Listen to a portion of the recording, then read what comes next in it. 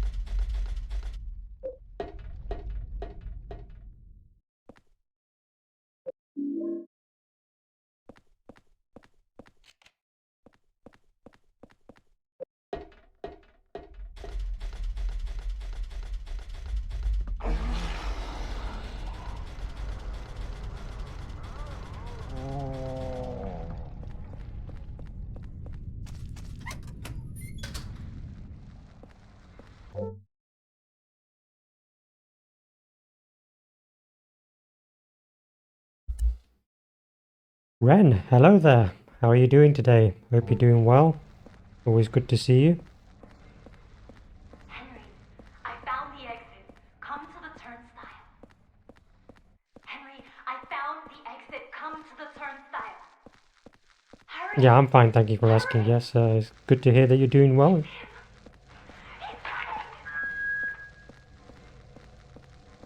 Enjoying the yeah, it's alright. It's pretty good. How about yourself? You enjoying the holidays?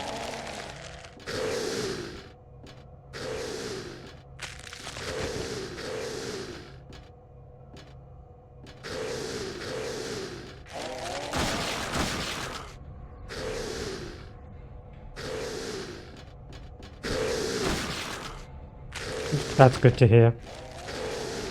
You getting together with your family or friends or any plans?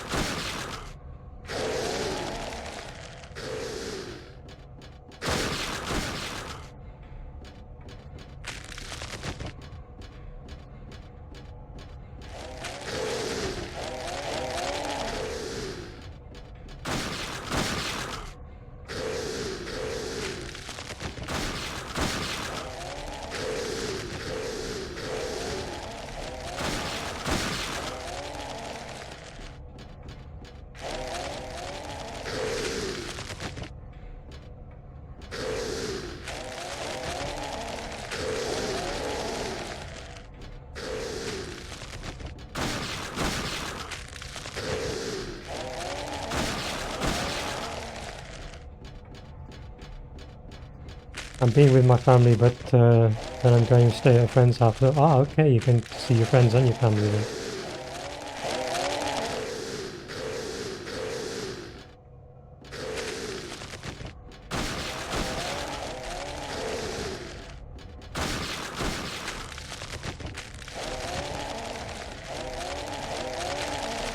Yeah, I'm mostly just, I might have, brother or sister might come round. Usually I just pretty much on my own.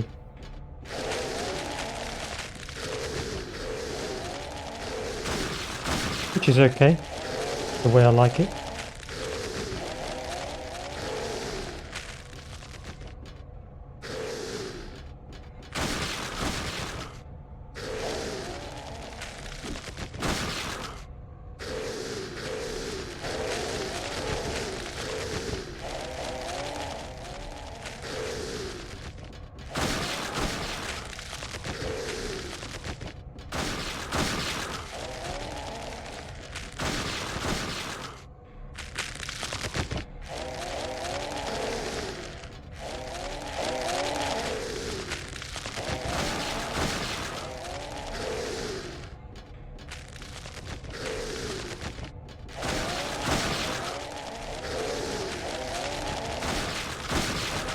Alright, just one left, I think. No, not one left. More than one.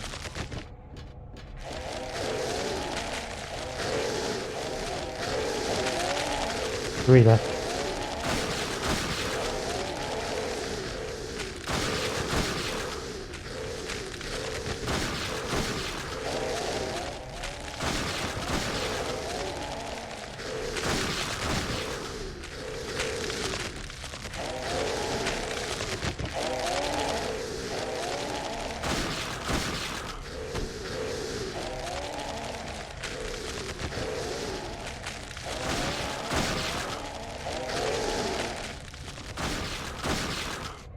Hey, there is one left now. Hey, Fluff, how you doing? Good to see you.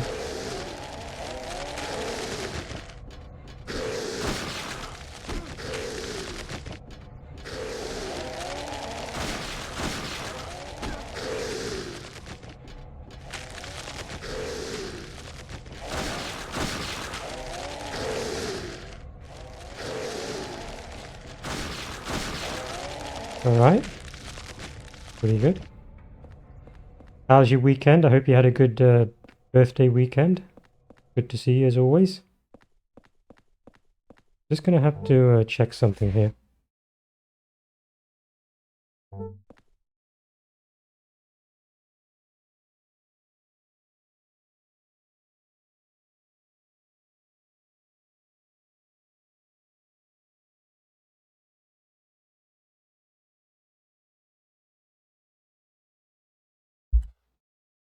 Just have to check the health there, which is fine.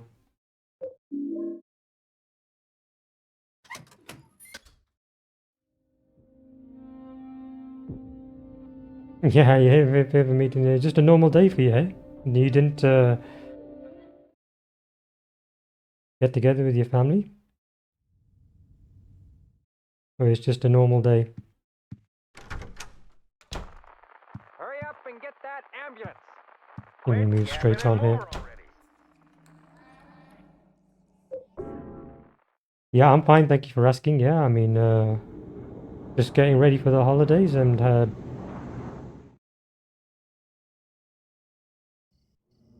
get some rest and do a few things around the house and play some games as well.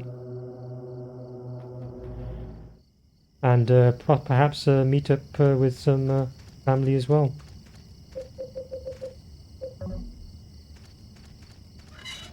The thing about family is that some people, like sister works sometimes during the holidays, even on Christmas Day.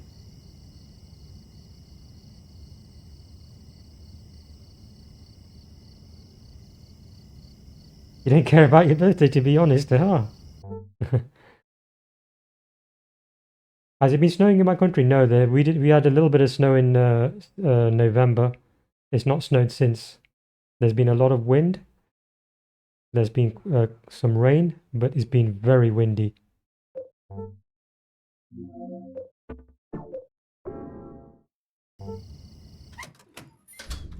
Yeah, the wind is scary.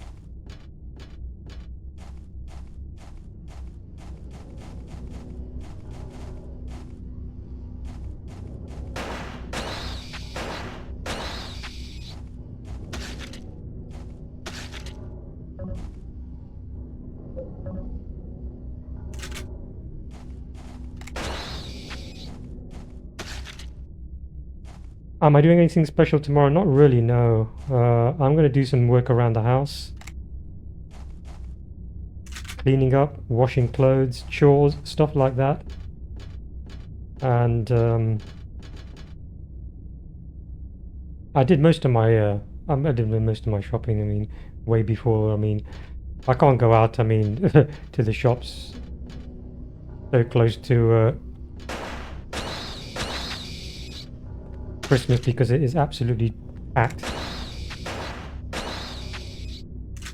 I hate the crowds. The crowds make me anxious, and yeah, I don't really like them. So I got that out of the way and done with what I needed to see me through. And otherwise, other than that, I'm gonna chill out and play a few games, do some work around the house, and yeah, tomorrow I will be. Yes, I'll be streaming. I'll be grinding this out most of tomorrow, throughout the day. Definitely.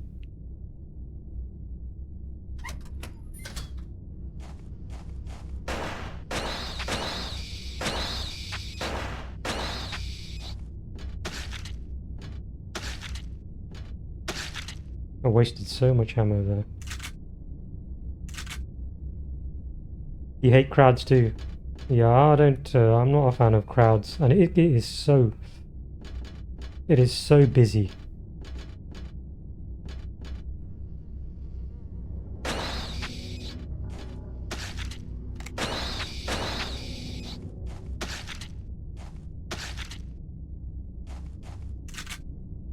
Yeah, most of the people leave their shopping till last minute.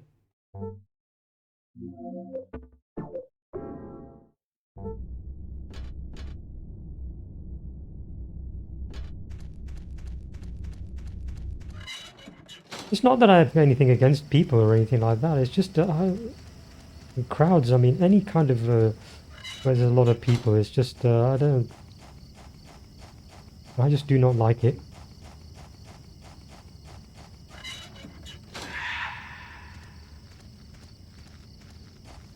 Nothing against people, of course. I mean, people are fine. I mean, but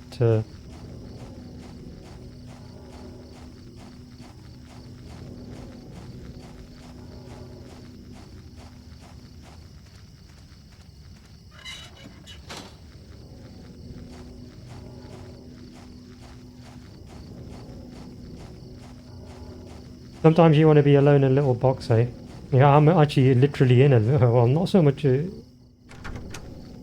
Yeah, I live on my own, so you know, I got used to being just sort of isolated from others.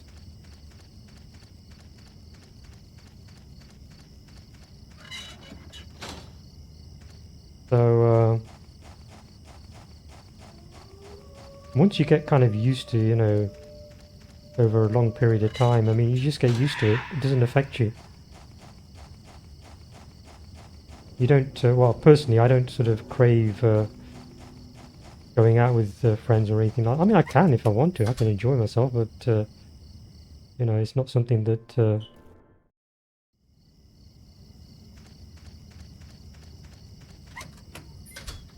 kind of go out my way trying to, you know, call up friends and say whether you want to go out, anything like that. Usually they have to ask me.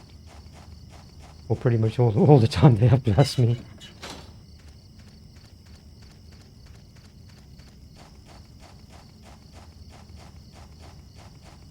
It depends, I suppose. I mean, it's not necessarily, you know, some people, you know, loneliness affects them. Some people don't like being alone.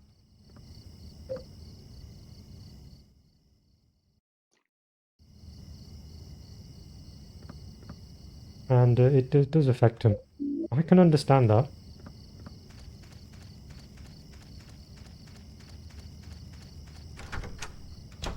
There's a lot of elderly people. I mean, you know, they you know, elderly people in particular do spend a lot of time on their own. It's a little bit sad.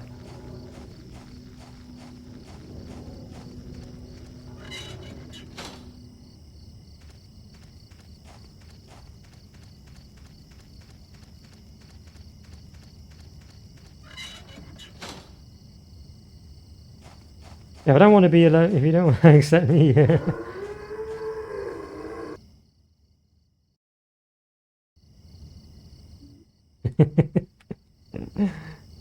You're ready to move in, hey? You packed your bags.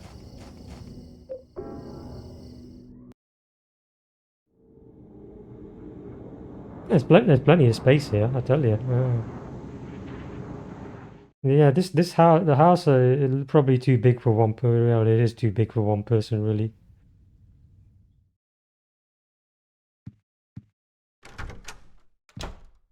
There's plenty of space, but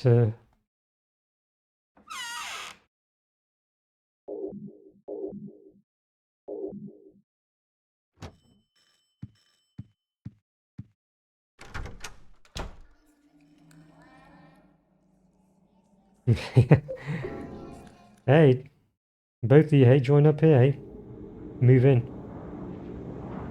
We could have a right Christmas together.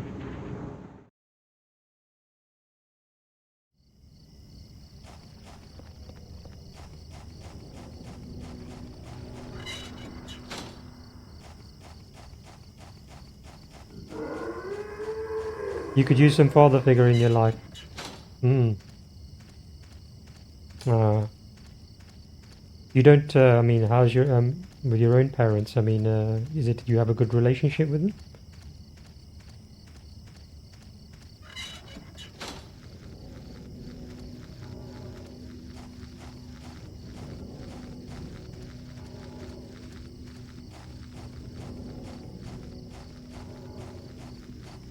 I was pretty close to my parents. I mean, obviously, I spent a lot of time with my parents as well, particularly towards it, through illness and stuff like that. So I had to sort of, it's not so much I had to, but I, wanted to.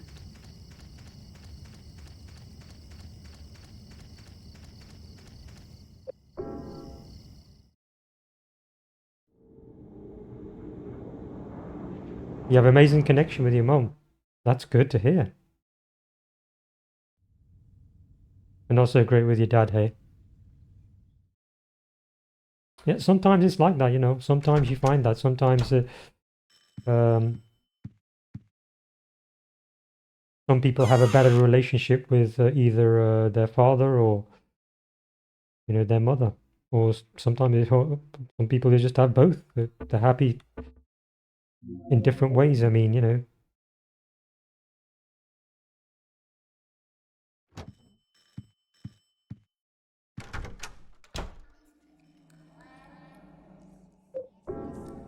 I know of people who, perhaps favor the one parent or the other.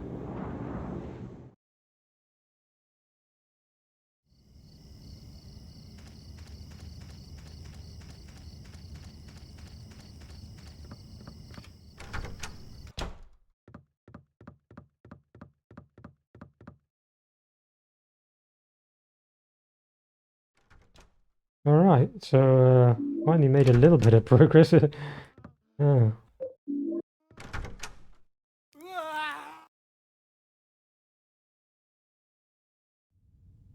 Special news report.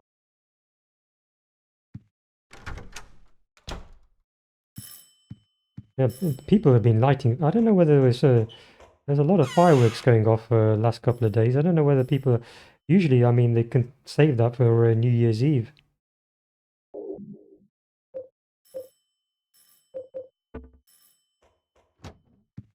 I don't know whether it was somebody's birthday party or what, or whether it's just Christmas. I mean, they were lighting fireworks.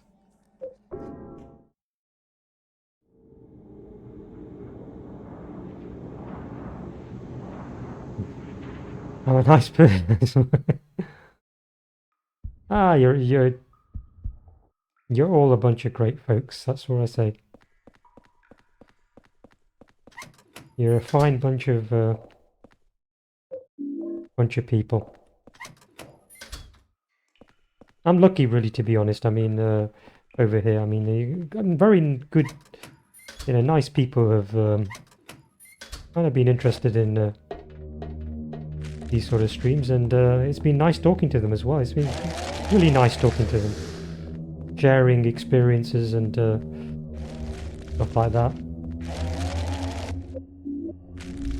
I think it helps out as well. It's helped me out. Just talking to people, I mean, you know, chatting about stuff. Whether it's games or anything else.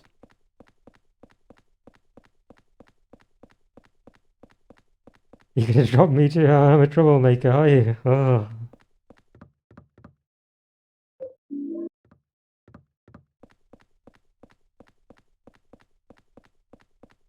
Oh dear.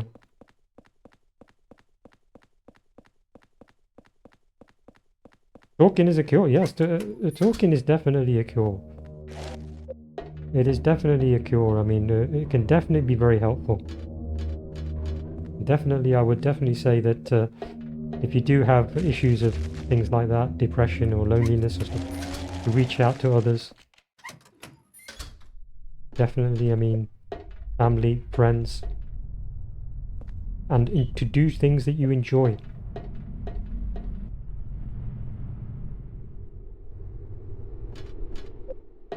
Gaming, for example, if you enjoy gaming, I mean, try to find games that you enjoy playing.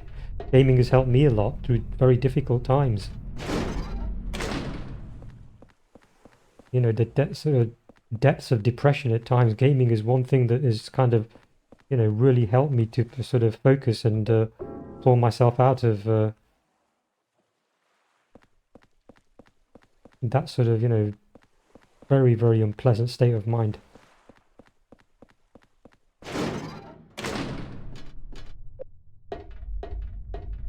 It can be therapeutic, yes, definitely. I mean, you know, it's something that, you know, you enjoy doing. I mean, definitely, yeah.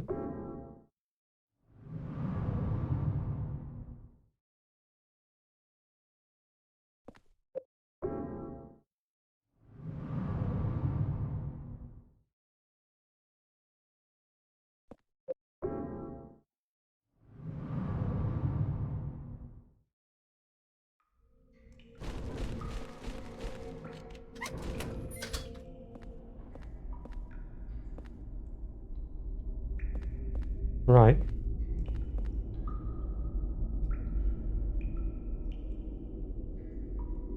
Did I set up my Discord? No, I haven't set up any Discord at the moment, no. No, I mean, but I might do, you know, in the new year, I might think about doing it.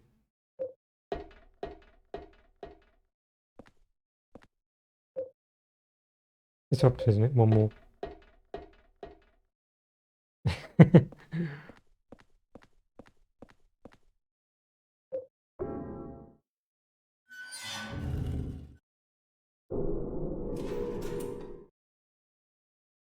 Yeah, I mean, if people would like, I mean, you know, to hang out there and talk about stuff outside of gaming or anything else, I mean, you know, I suppose that's what it's used for nowadays, isn't it?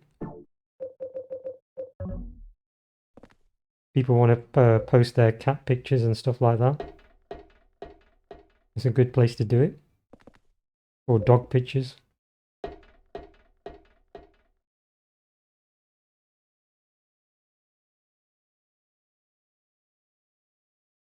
Hey, thank you very much. That means a lot to me as well. If I've actually been helpful to people in any way like that, then you know, it makes it all worthwhile. I mean, this stuff like this. I mean, I know I do the runs and stuff like that, but if I'm helping people out in terms of just being there, talking to, you know, somebody to sort of listen to, you know, and converse with, and then that makes me feel better as well. Making it make standing anymore. When we standing, I can't make decide to be inside. Great line. It makes it all worthwhile to see that people are finding, you know, the company, the conversation, all that sort of stuff is enjoyable and worthwhile. I think with bigger streamers it's difficult to sort of establish any kind of, you know, because of the size of the streams and because how many people they are. One of the things with smaller streams, I mean, is that you can have a sort of normal conversation with somebody. Or try to anyway.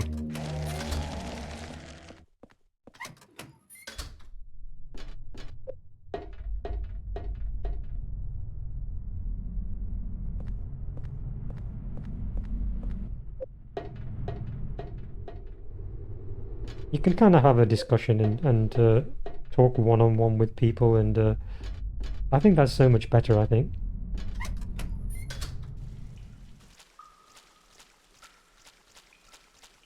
Small streams do have a little bit of that kind of advantage. You get to know people a little bit better.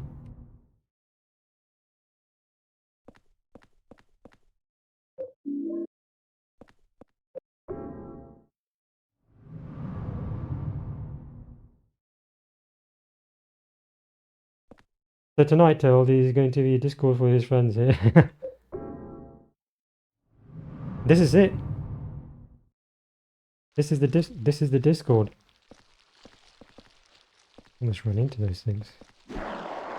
Fortunately, I was running in the opposite direction.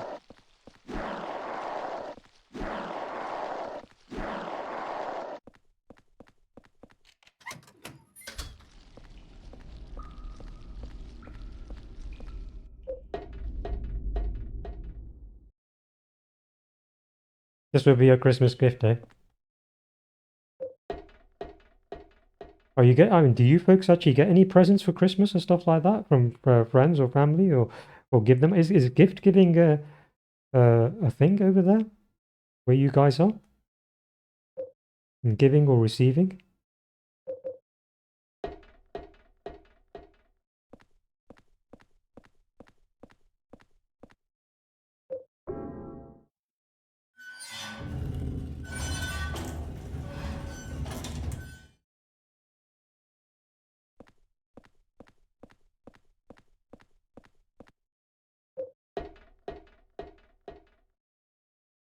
I still live with my mum and my brothers, so we always.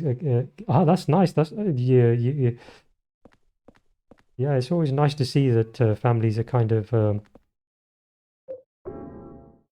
doing that.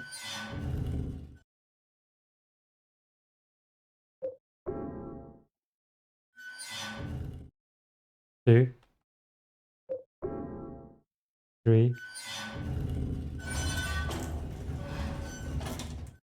Branded, you've only got a pair of sunglasses, eh?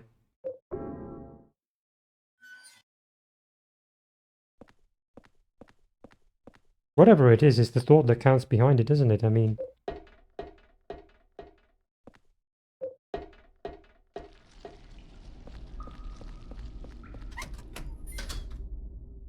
it means that somebody's actually, you know, gone out their way and spent their money, and it shows that they care as well.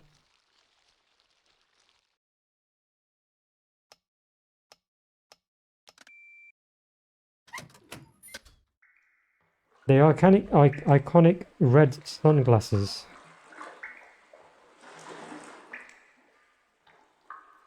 Yes, I agree that yes, that's very true. People that you care about, yes. Spending time with whether it's your friends or whether your family or whatever. People live such busy lives nowadays that it's very hard to see much of each other, even within families, let alone friends. Yeah, people are so busy nowadays. As I said, I mean, I've got sister's probably going to be working Christmas Day. So, I mean, she would probably come round, but she's going to be working most likely.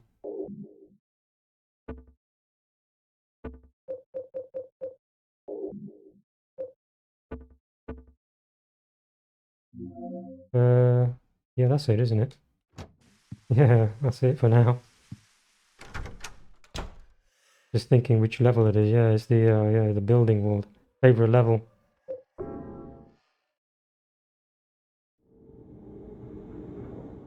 The thing about people working at Christmas is they get far more money. That's the other thing, you see. For overtime, it's pretty high premium.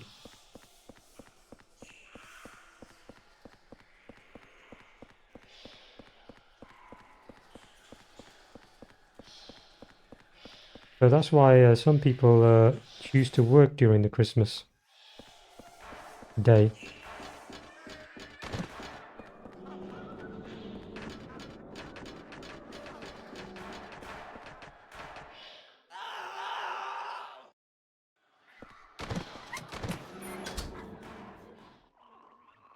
How many bathrooms do I have in my house? Just the one bathroom, yeah. Just the one bathroom. No, I'm not living in a mansion or anything here. Even though I'm saying is that it's even though I'm saying it's too much for one person. I mean, you know, it's not a mansion or anything. Not like five bathrooms and 10 bedrooms or anything like that.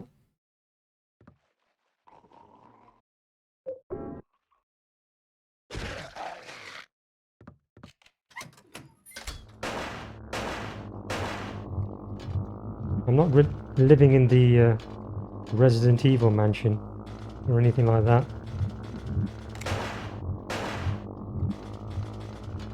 So you won't find any zombies or hunters roaming around here.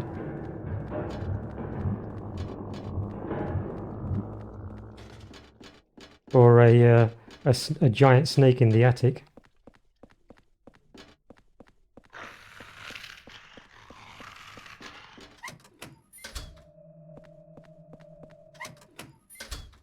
Took the long way around there.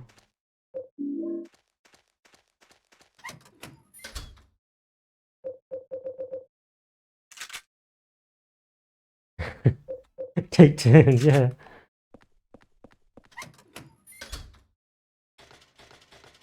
Take turns, queuing up for the bathroom.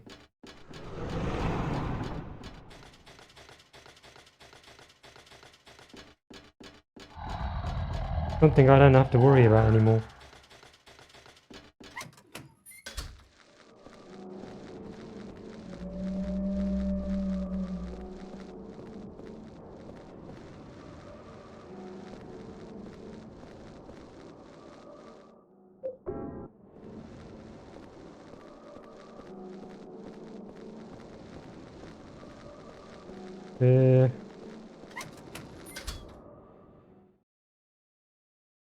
Until you dot me, then I'll be thinking, thinking about it again.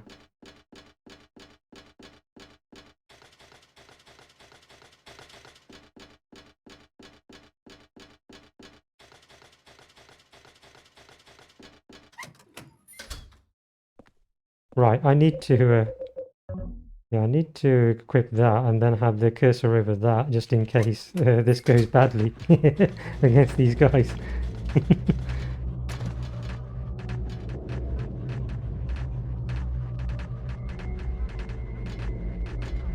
Yeah, I'm gonna deal with this guy first. That guy's a bit far away. And then this guy. And then keep the camera focused on that guy there. He's sneaky, that one is.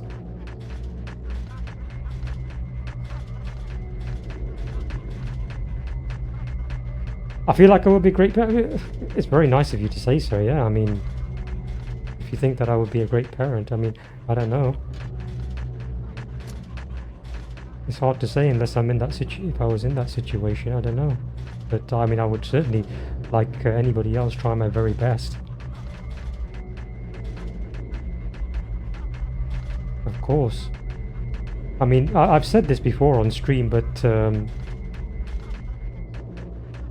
you know, I purposely decided that, and it might come across a bit selfish, but I purposely decided not to bring, not to do that, to have children or anything like that. Mainly because, you know, I don't think this is a particularly good place to bring children into. You know, I just feel very strongly about that. I just don't think that, you know, this world is a particularly good world to bring children into. It would be very, very stressful. Is that guy gonna keep?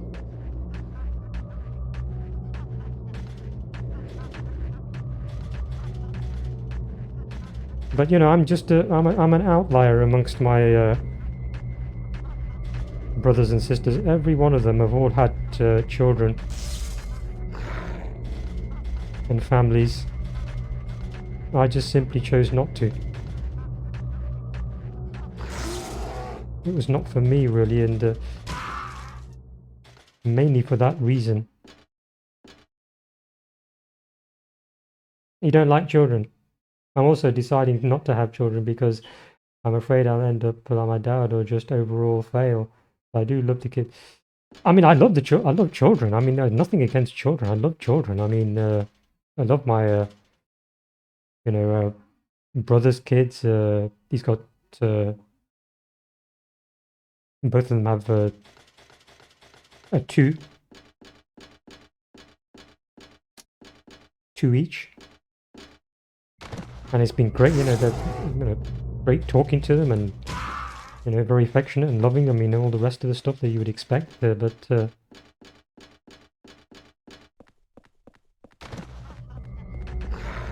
I just simply as I said, I mean, I just don't think this. I do feel strongly about it. I just don't think this world is, is a good place for young people. For children. I just think it would be a punishment. It's not a good place. Simple as that. Comes across a bit cynical, I know. I don't know. Maybe people might see it as cynical.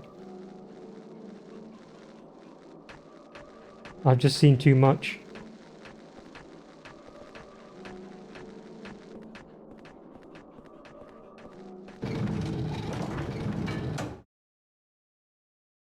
And as I said, the thing is that seeing your own children trying to deal with it as well, it just ends up affecting you. It's a lot of stress.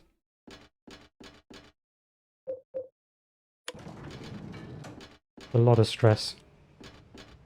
I don't think I could cope with that sort of stress, to be honest.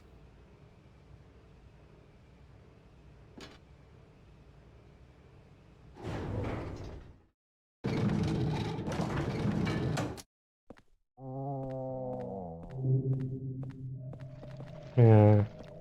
Guy's over there. Well, maybe if you deal with this guy first.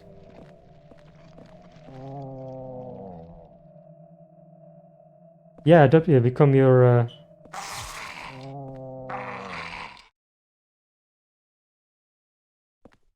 kind of be like, as I said, Lieutenant Colonel Frank Slade, hey?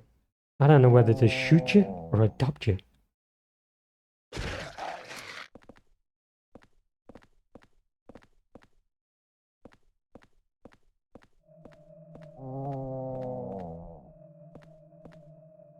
Now you listen to me, son. I'm giving you pearls here. Love Pacino's performance in that film.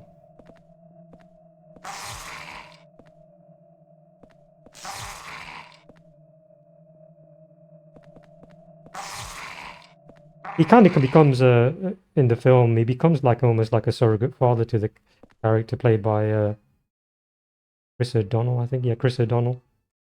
He kind of becomes, yeah, pretty much a surrogate father. If you actually want to watch a really, really great film, you should watch that. With a great performance, great acting.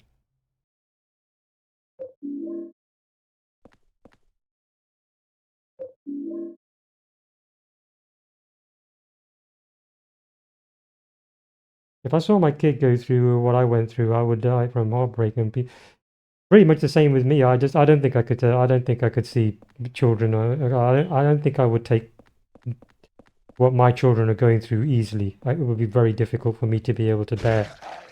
I just know that I wouldn't be able to take it. I'm just too sensitive about that sort of thing. I mean, it's probably one of the reasons why I decided not to have kids.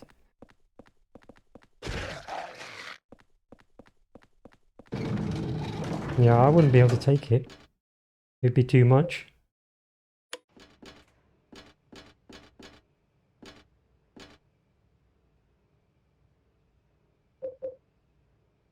I have nothing but respect for parents. Believe me, I have nothing but respect for parents who actually, become parents. It's one of the most difficult jobs you'll ever do in your life, is to be a parent, without a doubt. If not the most difficult.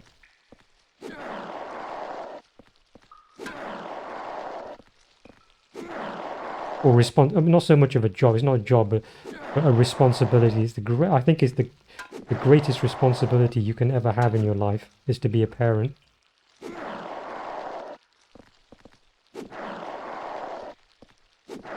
And as I said, I have nothing but respect for the parents out there, I tell you. I mean, some of them are having to do it under extremely difficult, enormous amounts of stress. It's heroic. It really is. I'm humbled when I hear it, when I see, when I hear about it, and I see what they do. It's humbling.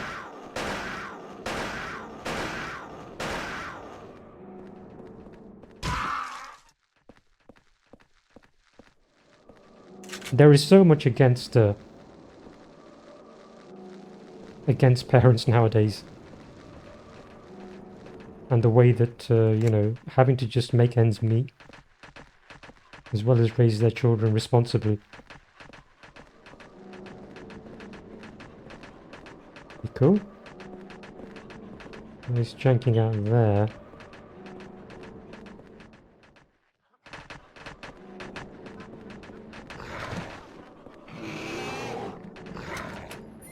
I'm a person who doesn't show emotions a lot, but kids, yeah. I mean, as I said, I love my very much brothers and sisters, kids. I mean, and seen them grow. They're adults now. I mean, but I saw them. I mean, I've seen them from when they were born to becoming adults, and now they're fully grown adults now. I mean, and one of them's getting married next year.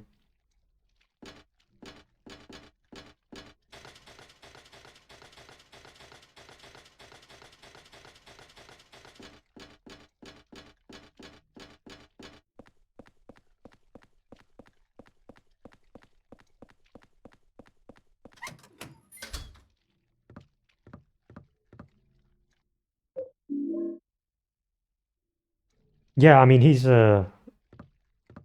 happy. He's happy. He's found somebody that from when he was at university, and they've stayed together, and they've got married. They're going to get married next year. So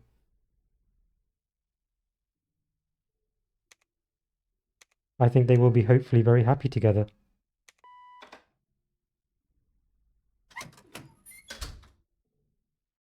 And as a parent, I mean, or anybody, I mean, that's all you want for your children, to be happy. That's all you could ever ask for as a parent, is for them to be happy and to find happiness. And there's enough in this world that is trying to prevent their happiness. If they can find it in whatever way they can, then that's truly awesome, I think.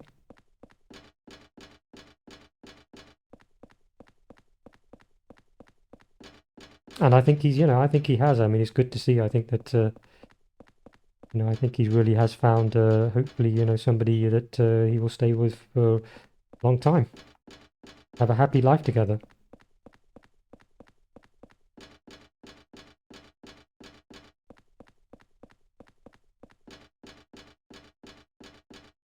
It's not easy, particularly where they're going to be living, which is, it is very difficult. I mean, near London, I mean, it's extremely, I mean, as I said, I mean, the houses alone down there, they're like 3 times, 4 times more expensive than they are where I am living. So as I said, everything is against you.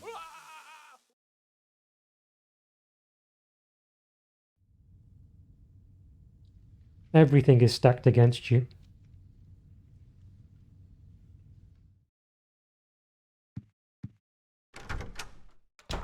Looks like another one, Captain. Got...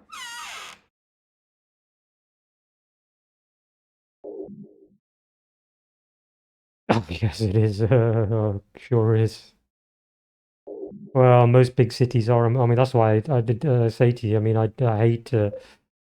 hate big crowds. I hate cities. I hate being in such places. I don't like them. Yeah, absolutely hate big cities. I've been there several times. I have not. Well, on the first time I went there, it was okay. Back then when I went, it was okay. But it's become a lot more dangerous now.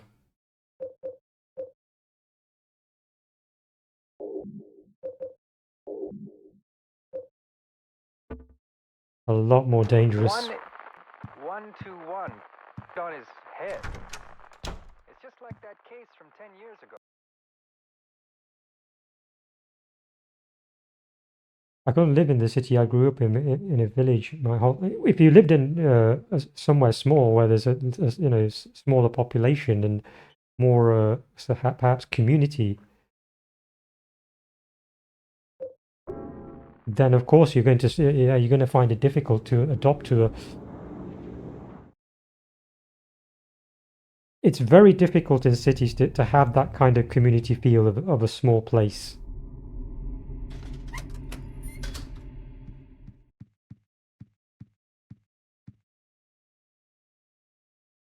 You want to visit America too? It's always been a dream.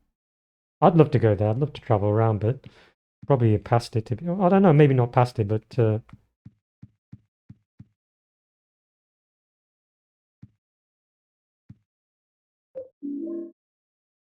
I'd love to travel around a bit. Yeah.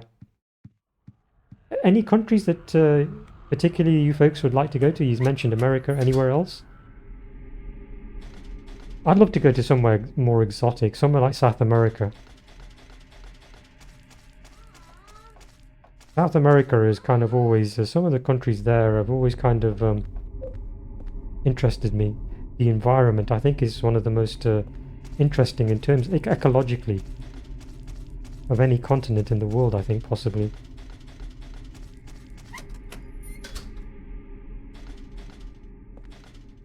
Italy first, eh?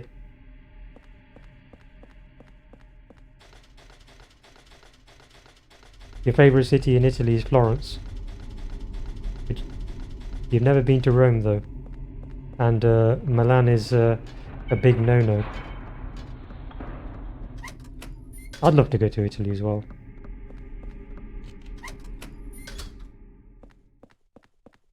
Love to go to Italy. It's got so much history.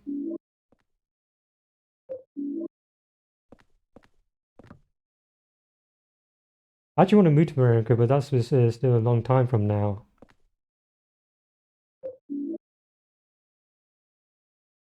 Italy is, yeah. I'd love to go to Italy, yeah.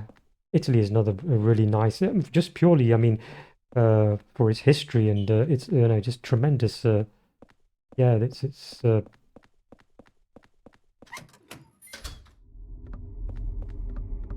out of probably all the European countries, I would probably say that Italy is probably the one country I would really love to go to. Great food, great climate, great heritage, history. You got everything there that you could ask for.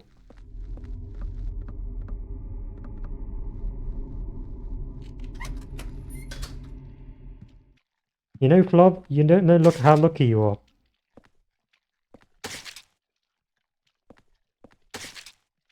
I think you're living in one of the best countries in the world, if you ask me.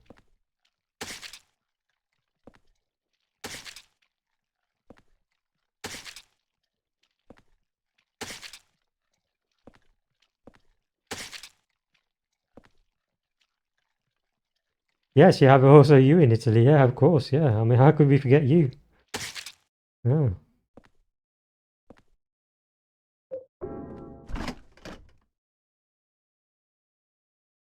I would actually, Spain is also very nice. Spain and Portugal.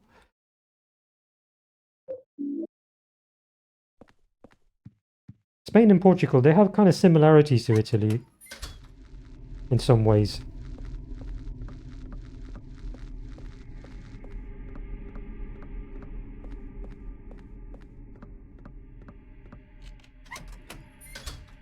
Very nice climate, good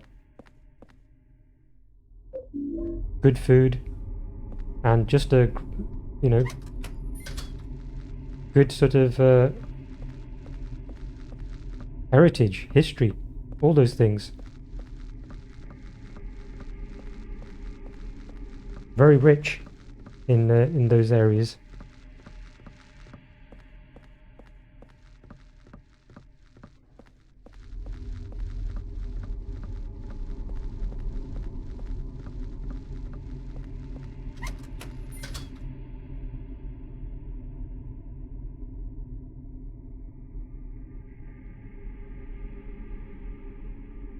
Oh, you're in Slovakia. Ah, Slovakia is very nice, isn't it? Slovakia. Oh, I forgot about that. The Czech Republic, and yes, Slovakia is very, very nice. The Czech Republic is beautiful, yeah. Czech Republic, Slovakia.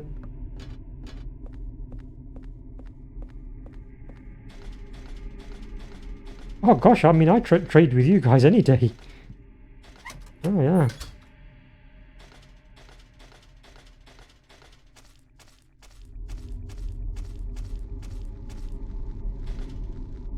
It was Czechoslovakia, wasn't it, before? Then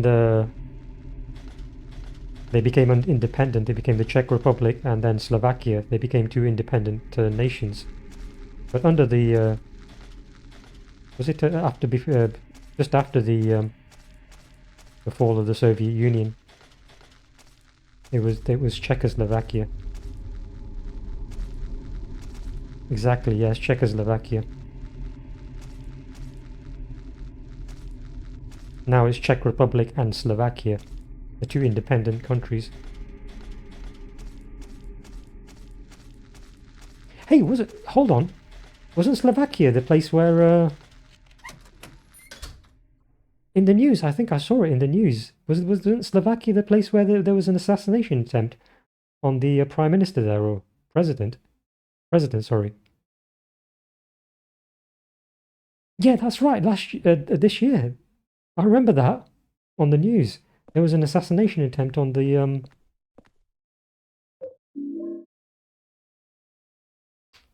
president. I think he did survive, didn't he? He actually survived. He was in quite a serious state. It was good to hear that he actually survived. What's his name? Robert. I forgot Robert something.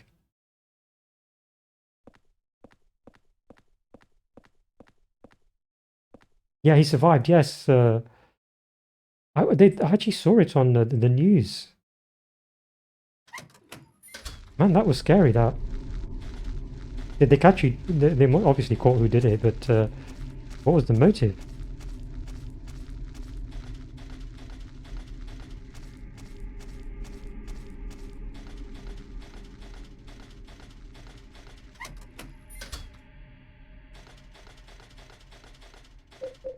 And is he still the president there? He's not a good people, so people wasn't really sad. Oh, you should really? He wasn't popular. Oh.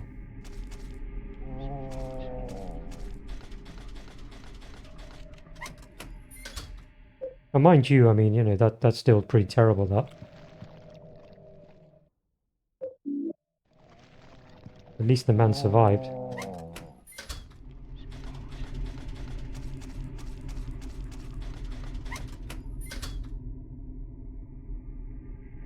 The politics here are really interesting, I must say. Yeah, I do find something quite interesting about politics in that region. I certainly do, yeah. I don't seem to, I mean, just watching the news, yeah. Definitely. I think that what's happening is there's a kind of a struggle between the EU and Russia, basically what's going on. I think that's what's basically happening. There's this kind of tug of war that's going on between the EU and Russia. Well, obviously, with what's happened in Ukraine as well.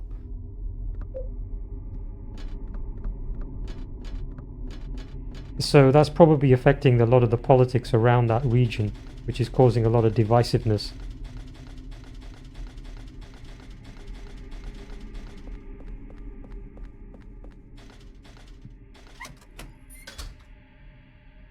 Yeah, there's actually a protest against Russia today in Slovakia. Is I mean, are there? I'm actually curious. Has your country had to take in quite a few Ukrainian refugees over there? I heard that the Czech Republic took almost 1 million from Ukraine. 1 million refugees from Ukraine.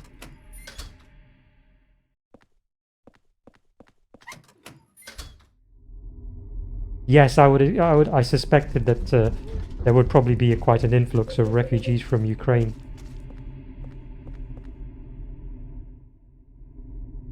Poland is another country which has had to take in quite a lot of people. As I said, I mentioned the Czech Republic took a lot of people.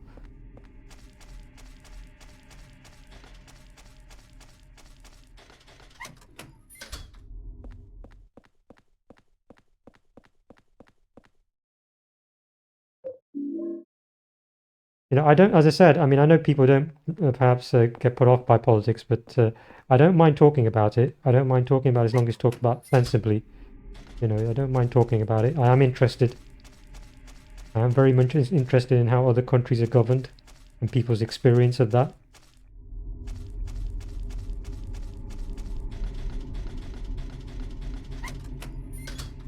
Because let's face it, I mean, these things, you know, have massive effects.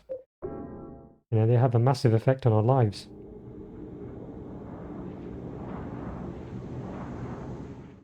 Some people don't take Ukrainians well, though. Have they kind of integrated into your society quite well, or are they seen as kind of outsiders? Very much.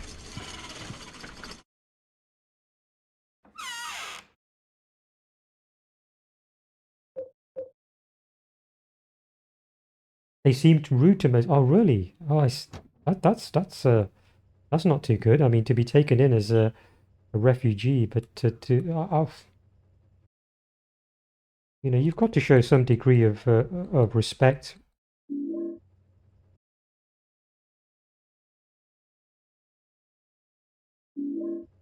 Yeah, I don't think that's a good attitude to show. If you're fleeing for your life and then to go in with an attitude is not so good. I'm sure that I'm sure there's people amongst them that are fine. That are very grateful and you know trying to integrate and you can't you know paint everybody with the same brush. There are good people everywhere, very good people, and there are not so good people as well. I have a lot of Ukrainian friends, but some are really interesting. I assume yes. I mean, Ukraine is an interesting country in itself, and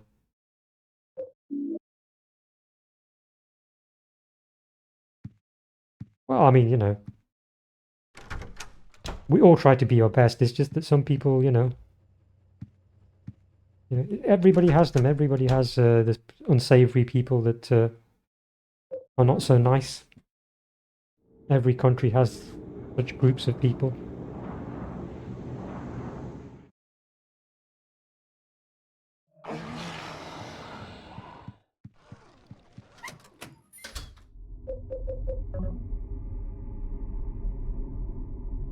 What is the main? I forgot the main city in Slovakia. What's the capital city called? It's on the tip of my tongue, but I forgot what it's called.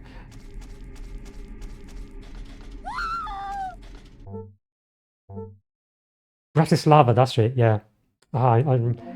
We had people, you know, there used to be people on the street from we've actually had quite a lot of people from Czech Republic and Slovakia who live close to where I live here. Yeah.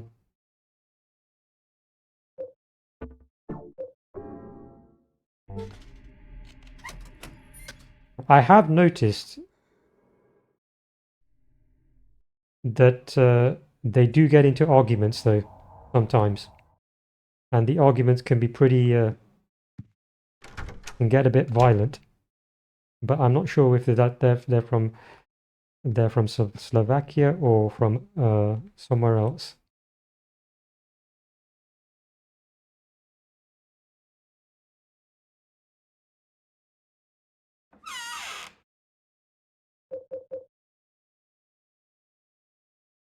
Yeah, yes, it must be. That's the reason. Yes, I've noticed that. I'm not absolutely sure. That's why I wasn't sure, but I did have a family not far from where I live that was from Slovakia, and another one as well. And yeah, they got into some fights. We noticed that. We've had the police here a few times. Hmm. Pretty aggressive.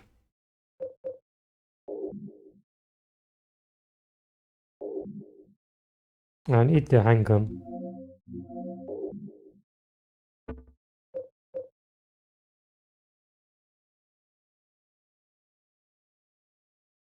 Yeah, put that away.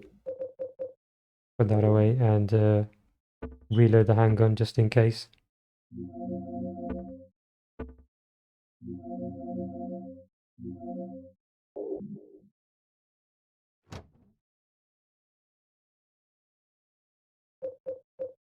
I think they might have won the Eurovision. I think Slovakia might have actually won the Eurovision Song Contest. I don't follow it anymore, but well, not that I used to anyway. But I'm sure that they held it there once.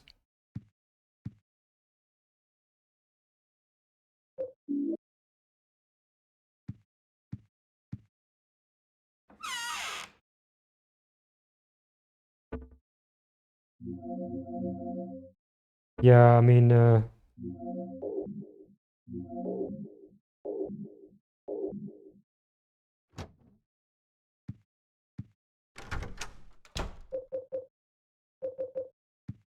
I never really experienced anything like that before until, stuff like that started to happen, people moving. But, the things have changed so much now around here that it's barely recognizable from what it used to be. So it's hard to know who's coming and going nowadays.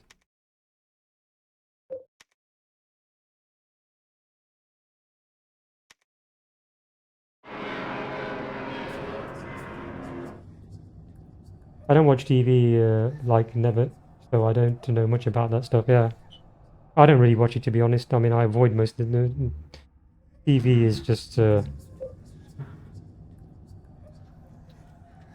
not very good. So I better make sure that I'm on walk here, so as not to be too aggroing to these Hummers at the end of the cutscene.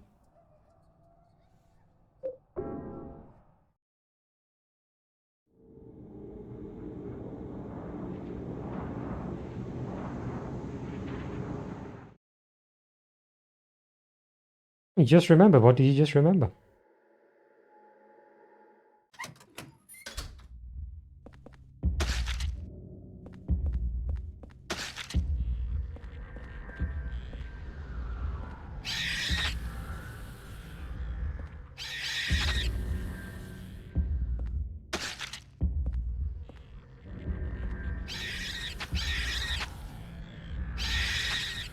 Alyssa is 90%. Oh, on the Steam sales, yeah, I'll check that out. Oh, I mean to take a look at some of the Steam sales, see whether there's anything interesting to maybe pick up, but I'm not so sure.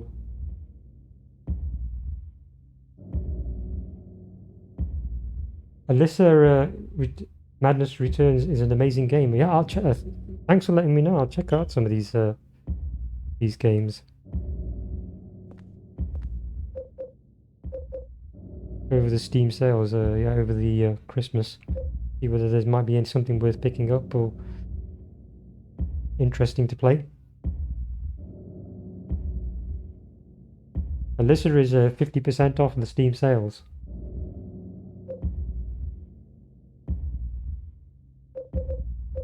Anyway, I need to do two things. I need to do that first, and do that, and then do that. So if I do those things, I mean, could be in a better position to maybe succeed here.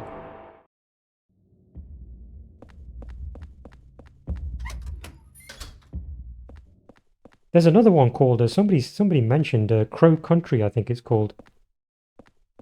Somebody said that's really good. It's got very good reviews.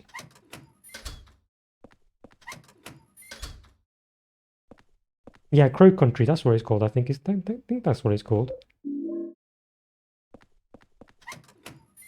That's yeah, it's a survival horror game, that.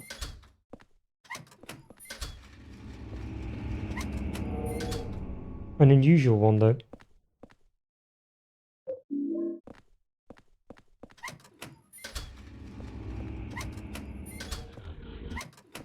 So I might check that out, actually. Crow Country. It's got overwhelmingly positive reviews on Steam. That's always that's always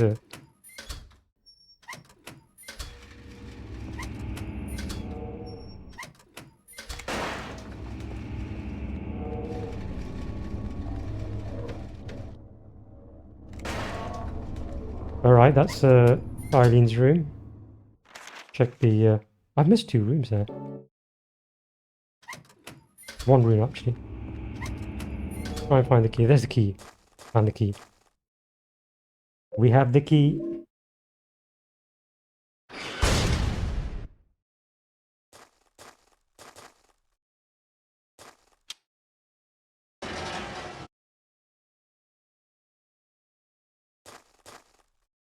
All right.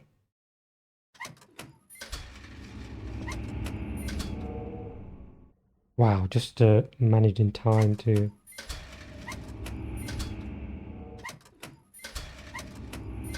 Keep going in and out.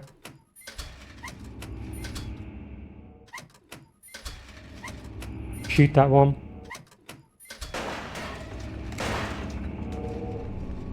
There was 2 of them. And it's next door anyway. Thank God. Yeah. It's 22% off Steam. Yeah, people have said it's got overwhelmingly positive. Somebody was mentioning it. It's really good.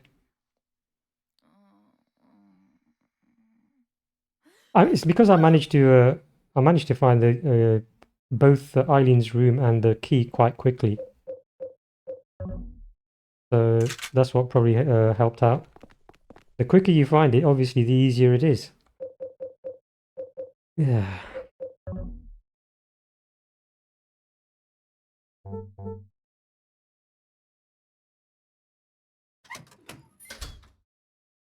Here come the bouncers.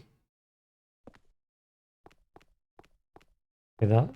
We've got the intimidating walk.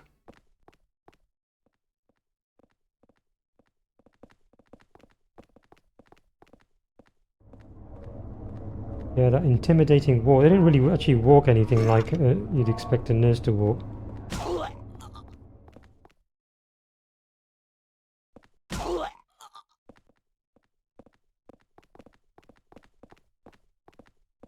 Have I played Life is Strange? I played the first one. It was on PSN. It was free back in those days when it first came out on if you had PlayStation Plus. And I tried it and I played it, yeah. Played the first one. How many more games have there been in that series? Is it 1 or 2?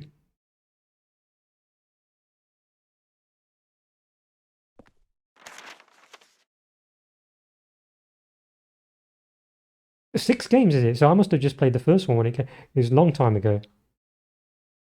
They've made 6 more games in that series. Wow. I'm way behind.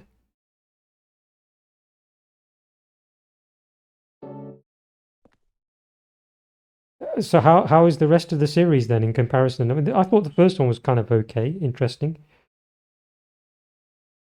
How is the rest of the series in comparison to the first game that came out?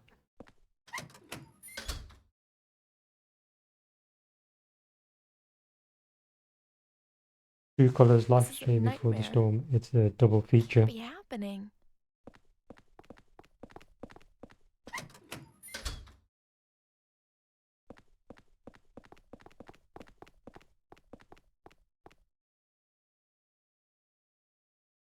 It's 5. Which one am I missing?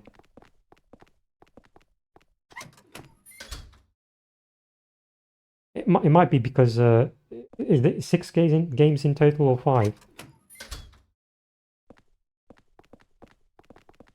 Wow, I never knew they made that many. I know that there's been a few, like 2 or 3. I never knew that there was 5 more.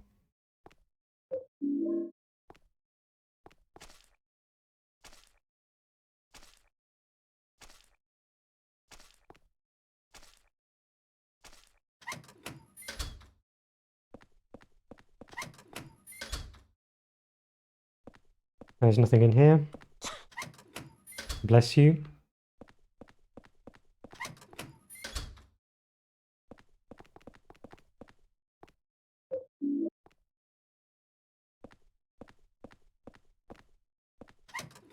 So which one is your favorite then? Which ones would you really recommend out of that series? Are they all worth playing, or is one better than the other, one that really stands out amongst all the others? The very first one is the best then, the one that I played. Yeah, it used to be on back on the PlayStation. If you had PlayStation Plus subscription, they used to give away free games every month. And I remember that being on one of the free games. Yeah, so health free. I think True Colors is really good. What's the is that the which one is the latest?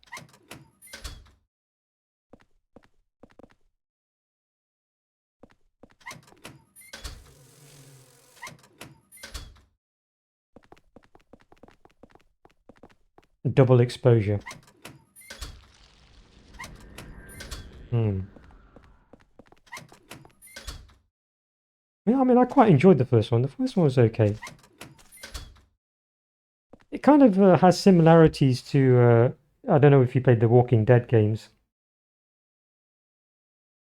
but it has a little bit in terms of, you get to make different sort of choices in yeah, the Walking Dead. You make this sort of different choices, and sometimes characters, in the case of Walking Dead, some characters die or survive regarding which choices you make.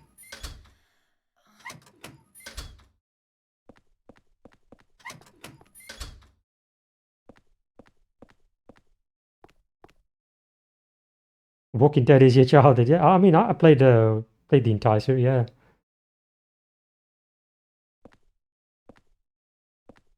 Yeah, I actually quite enjoy the Walking Dead Telltale's.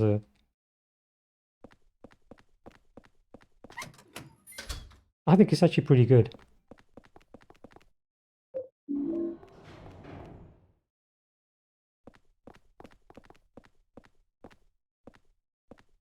The thing about that style, though, they started to sort of, I think they started to use it with practically every game that they made, and it kind of got, well, it kind of started to become predictable a little bit. But one of my favorite Telltale games is actually Wolf Among Us. They're making a sequel to that. That is a really good game. I really like that. The writing in that game is absolutely superb. Voice acting, writing, art direction.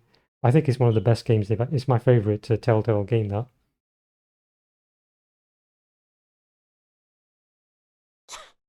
I've never watched, I've seen bits of the show, but I've never watched, never actually sat down and watched the entire series or anything.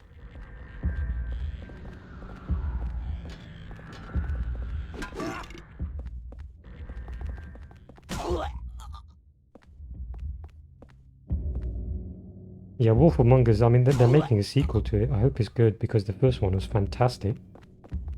The voice acting, the writing is absolutely superb.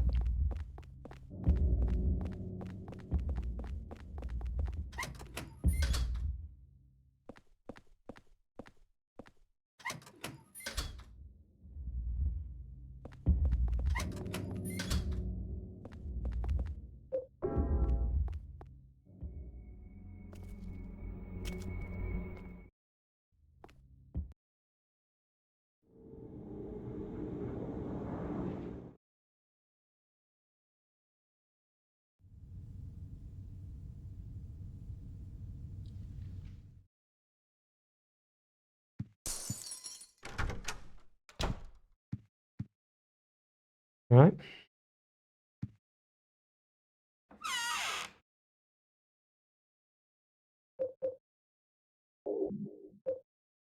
Yeah, I mean, I tend not to keep up to keep up with the latest sort of stuff that comes out. I don't watch TV at all, so that's sort of a problem about watching TV series because that's where the only place you can watch them. The only other place, of course, if it's shown on Amazon. Amazon sometimes has the series, so sometimes if it's on there, you can watch a series on there. Amazon Prime, yeah, it's usually stuff like that, or Amazon Prime usually is the what I have is I can sort of watch it if I wanted to watch a TV series is through there. I don't really watch TV at all though. So you can put that away, put that away, put that away, put that away, and pick up the key.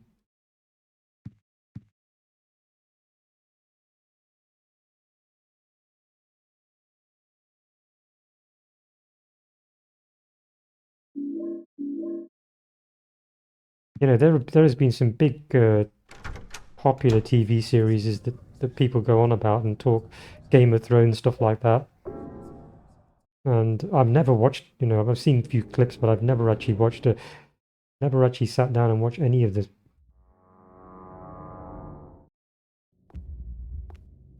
Although I probably, you know, I would like to, but I just never got round to ever watching it.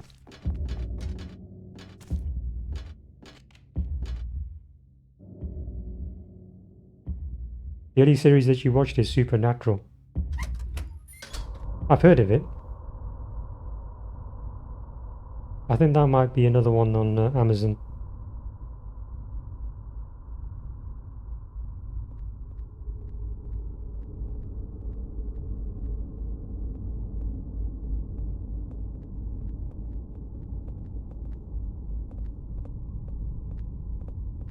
Uh,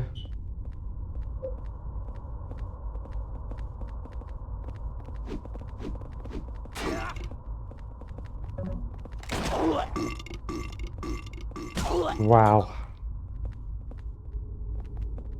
That was, yeah, that needed, I knew she was coming there. Had to react there.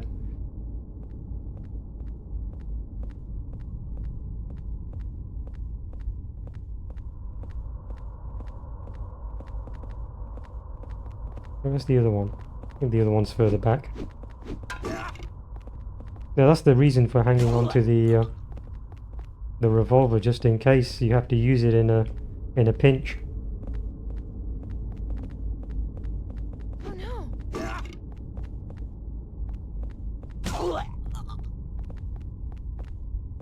Yeah, Henry used that like Harry Callahan, his dad. Don't go too far He ahead. used it with the confidence of Harry Callahan, not Larry Callahan, Harry. Larry is his uncle. And Harry is his dad.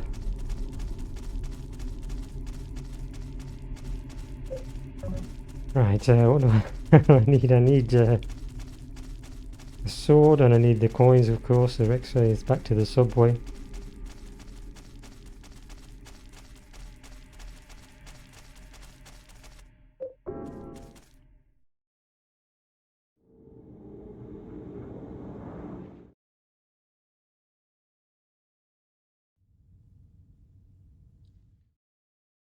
I've got the whole series of Twin Peaks downloaded off Amazon.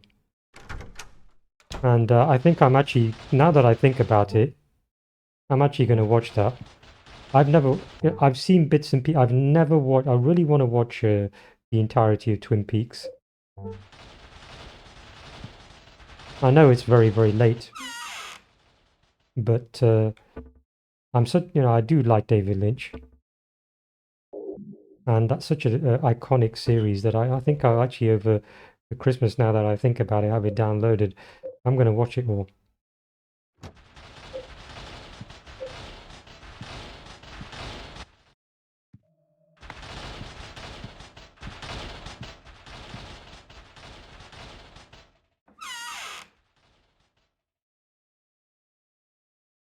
I've even watched the film. The film actually bought on Blu-ray, and I actually ended up watching it before I watched the TV series, but I probably shouldn't have. But the film is really good.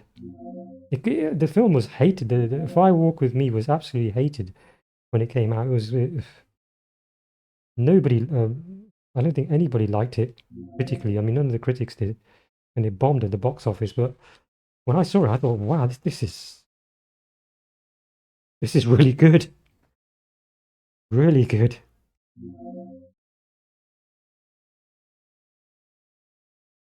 So yeah, that sort of inspired me to watch to download the entire series, and I'll be watching that, I think, now that I've got some time. Right, take that and that. I think that's about it. Take a sword and that.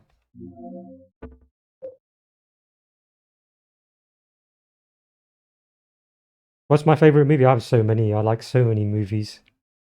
It's just so difficult for me to pick one, to be honest. I like so many, but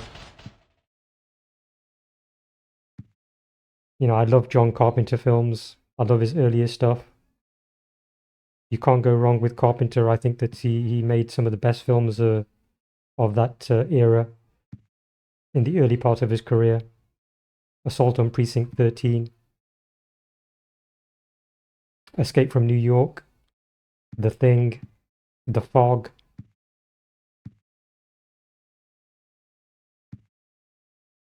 Halloween, of course. How could I forget Halloween? He made Halloween.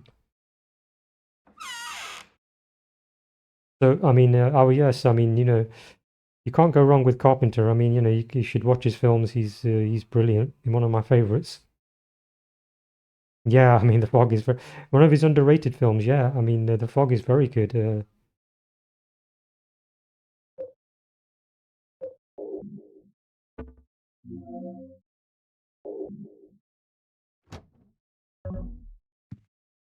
Just make sure that there's nothing else.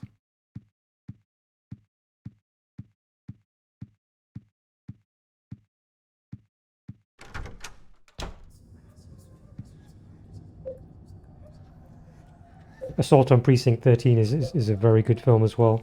Very underrated film.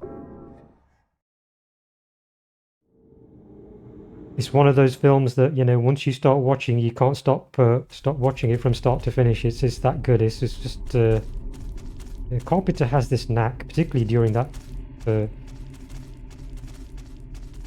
He had this knack of just holding your attention from start to finish. And any film that holds your attention from start to finish, well, you know that this is really good.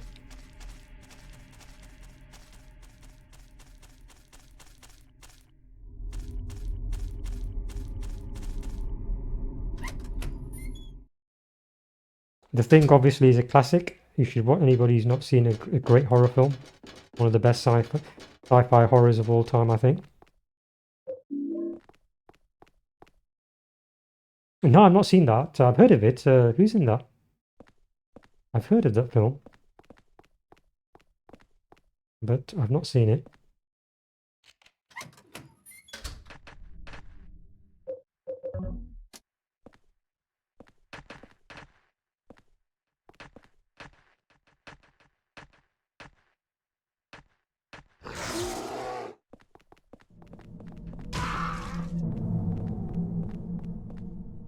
I wonder if Joseph is still alive.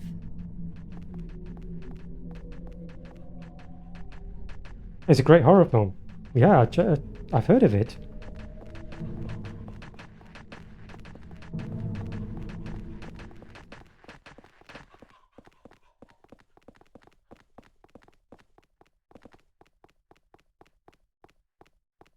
Also, Shape of the a romance film.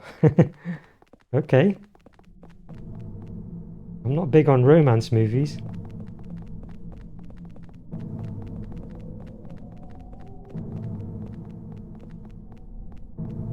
I'm actually thinking the only romance film that I actually saw that I've actually seen, I think, is what pretty woman, I think.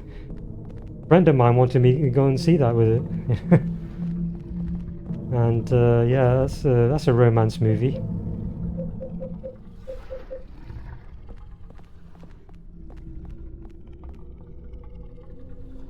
But yeah, romance movie is not really my thing. Shape of the Water is really interesting. I mean, if it's interesting, I mean, you know, I might take a look at it.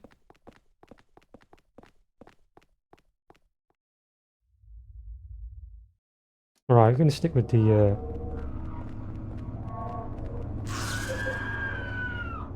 stun gun here for Cynthia, because it just seems to work better.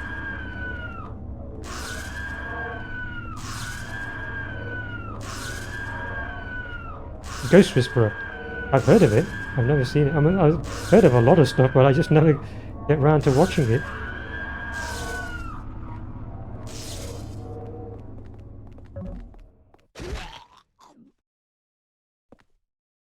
Hmm.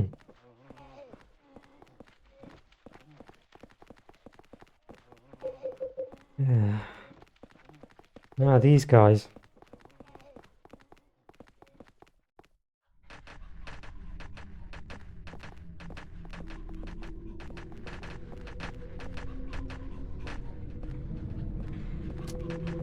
Don't charge. Don't charge. That's it.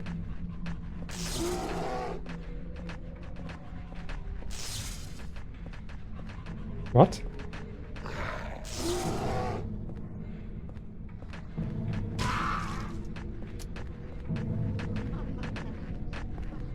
I wanted to stop and stomp at least one of them.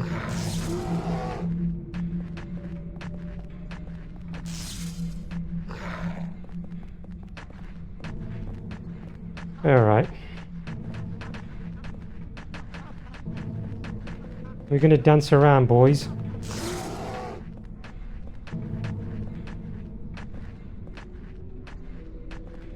We're gonna dance around.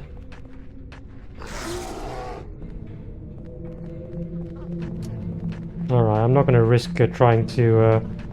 I didn't get here!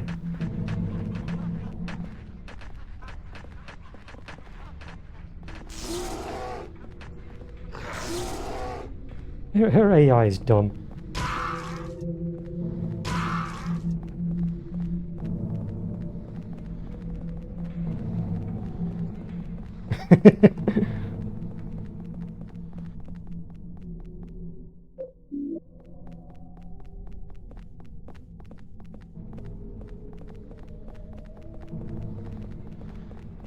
Silly, silly Eileen. My leg. Yes, your leg.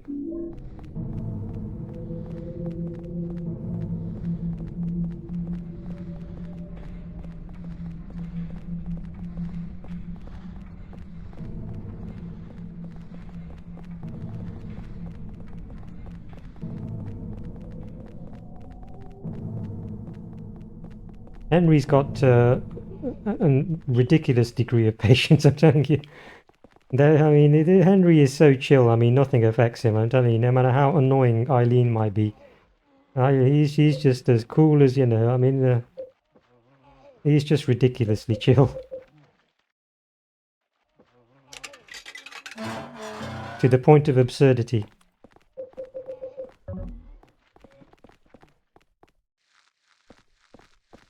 Alright. Most people will probably be just tearing their hair out with Eileen's behaviour, but with Henry, he's just, well, it's, you know, so what?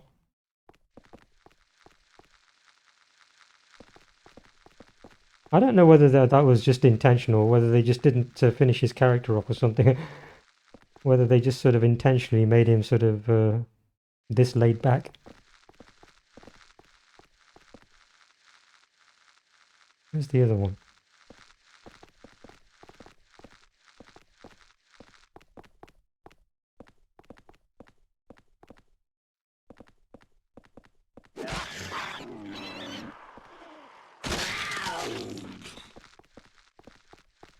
was right there as well.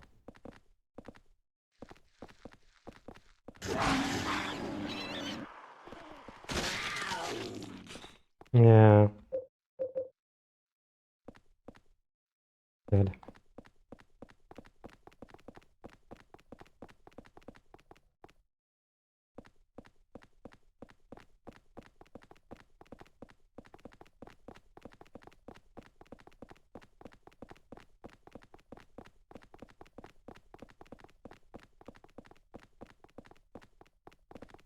Oh, sorry, I don't need to bother waiting for her. Why am I waiting for her?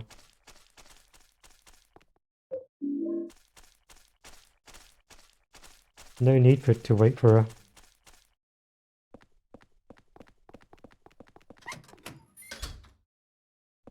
Right, pick up the candle.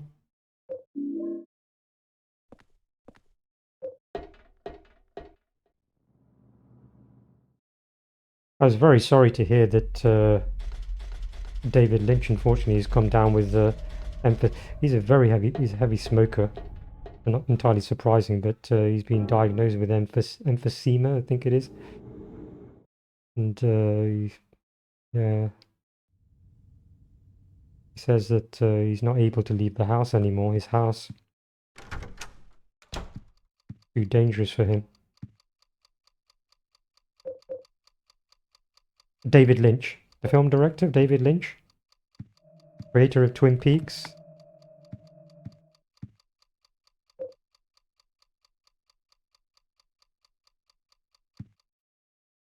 Director of Mulholland Drive, Wild at Heart, Blue Velvet, The Elephant Man, Dune. Oh, mind you, he's not very happy with. Yeah, he disowned Dune, the original Dune.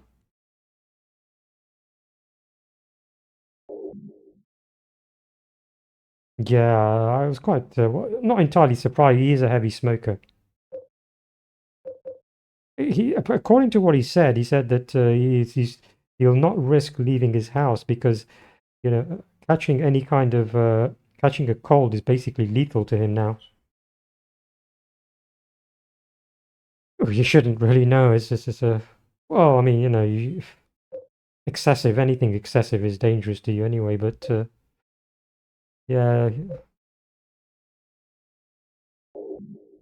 too much smoking, I'm afraid.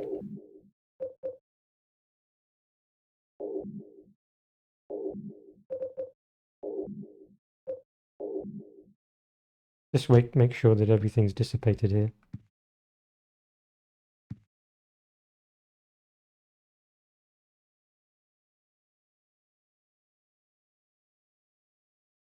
You're afraid that he'll get the...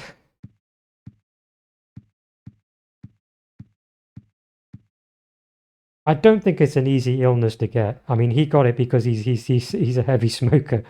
So I don't think you need to worry about that. He's a heavy smoker.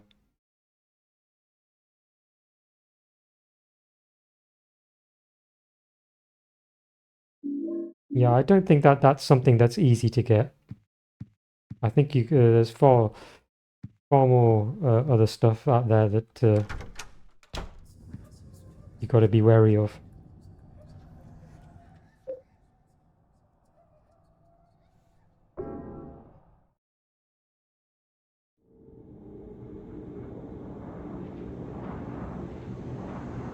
You're a smoker, huh?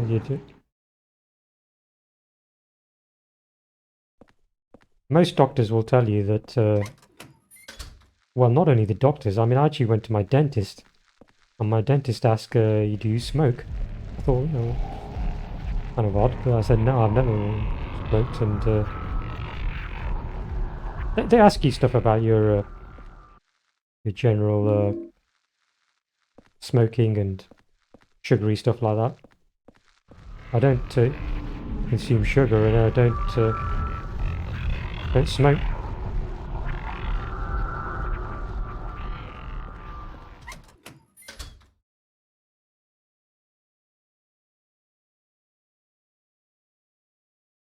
Corona, hello there. A very good day to you. Yes, it's almost Christmas now. It's just, well, 48 hours away, or less than that.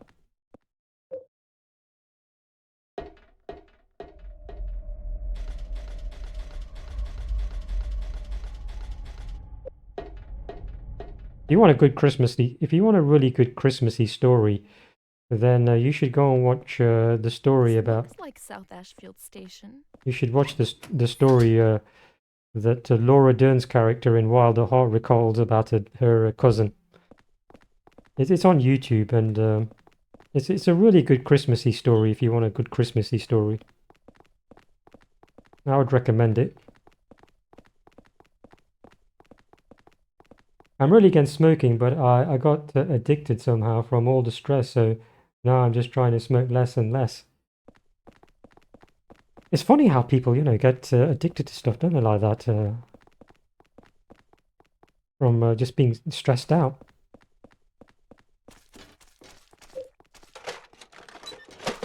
Yeah, I know a few people have got into that. Just being just being stressed out, getting to those sort of bad habits.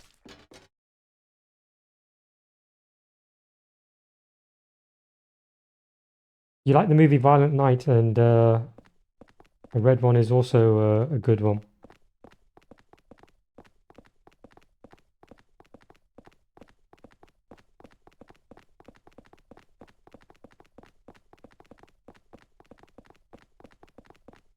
Yeah, I've got to watch the coin, so get over here. Have you got any Corona? Have you got any plans for the Christmas, or are you just gonna with friends or family, or are you just gonna sort of chill out and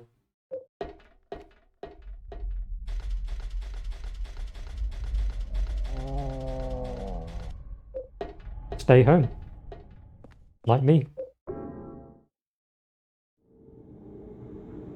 Yeah, a break, eh?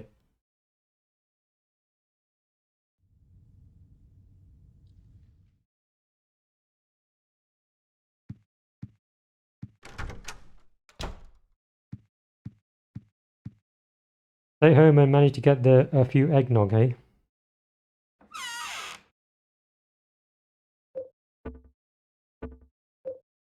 Put that away.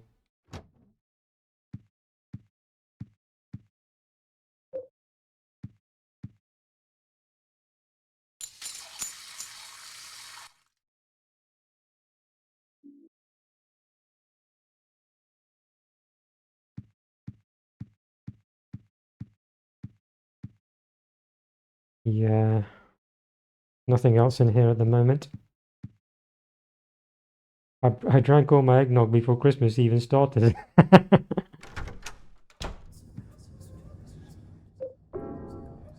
I mean, I already got the holiday, so taking it easy seems well.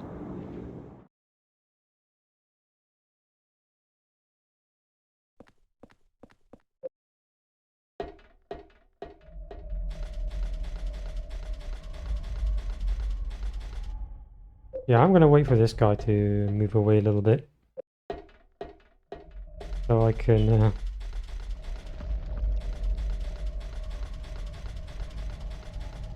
get past him at least a little easier. I've got the elevator to come.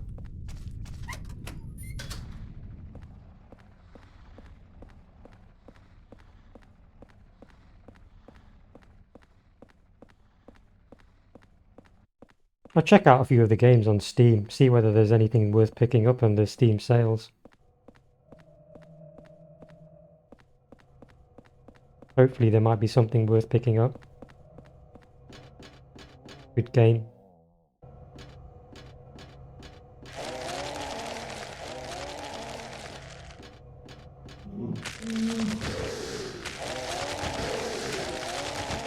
Yeah, here we are. Yeah, your favorite place.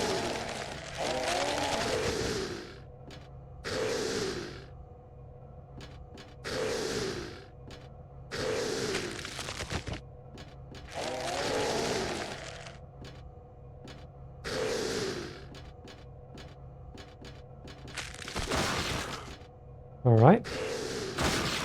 Yeah, our favorite place, yeah.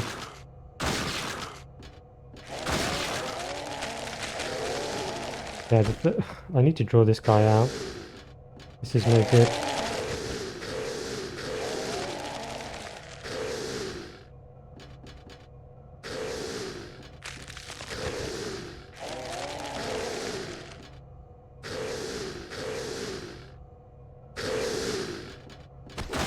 Yeah, I need to be close as well in order for the attack to connect.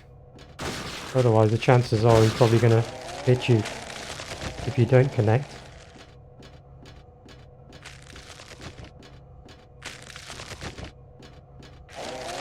Yeah, it's okay to run from here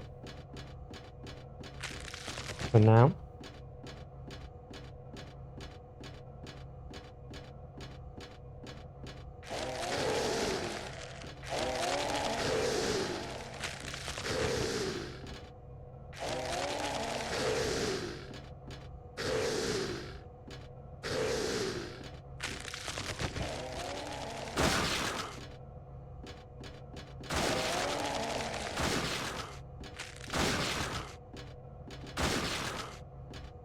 Alright.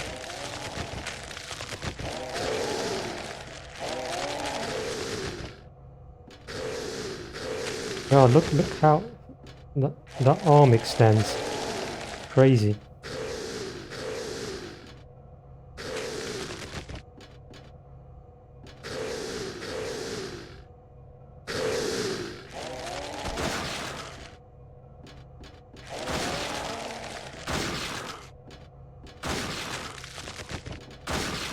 I'm so glad that Silent Hill isn't real. I would cry if I ever ended up in that town.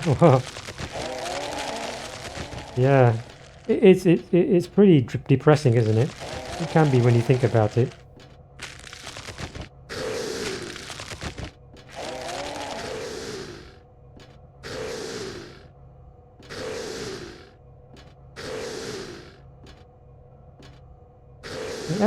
From the first day I started playing these games, this game gave me a kind of feeling that no other sort of horror game ever did. Kind of funny, really.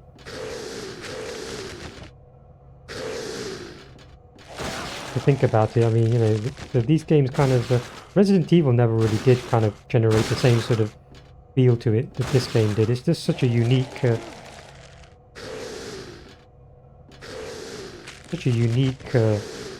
atmosphere of its own, really, that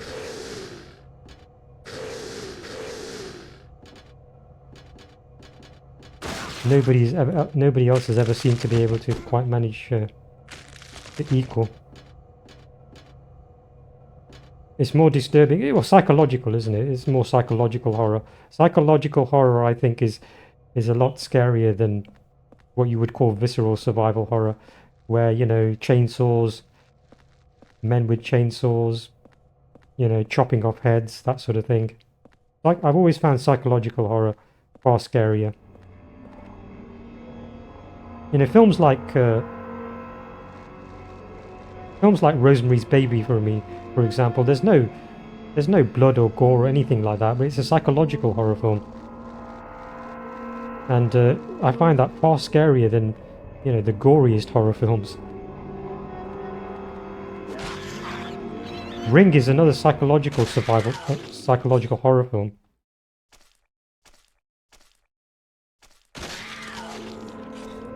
Which, you know, I find just far creepier. The thing with psychological horror film is that it leaves a lot to your own imagination. You know, it doesn't spell anything out to you. So it allows your mind to sort of try to make up or try to figure what's going on for yourself.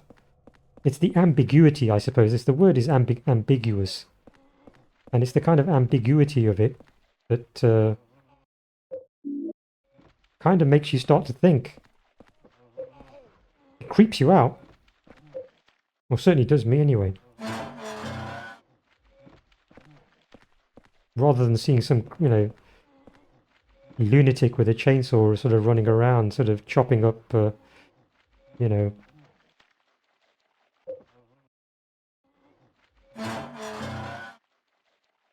teenagers. That sort of thing.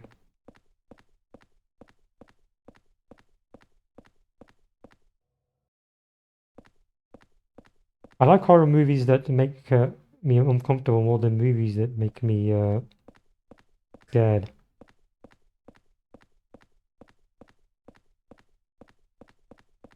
Pretty much the same where I tend to look at it. I mean, horror films as well. The psychological horror films tend to have a kind of an atmosphere where sort of, you know, there's a constant sort of feeling of you never know what's going to happen next, what's going on, what was that character's, you know, story, and what is their motivation, this, that. It leaves a lot for the player to player if you're playing a game, or if you're viewing a movie. I mean, you as a viewer to try and work out or piece together what's going on, and that's where the scare factor comes in, I think, for me anyway.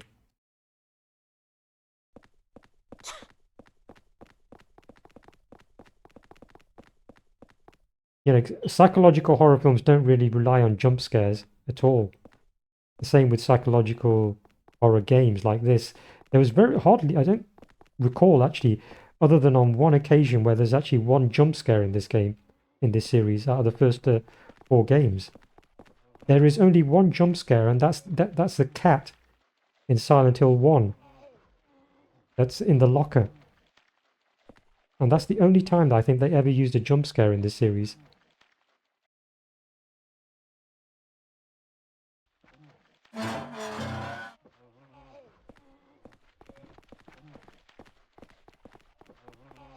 And they never used another jump scare again.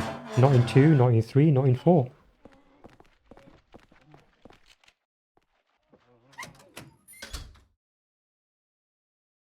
Yes, I mean, it was an effective jump scare.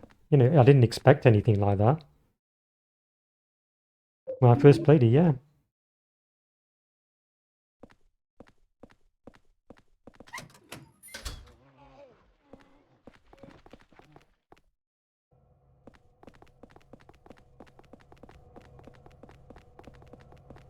So jump scares are really not what this series has ever been about. I mean, you know, these are, yeah, jump scares is just really not what this series has ever been about.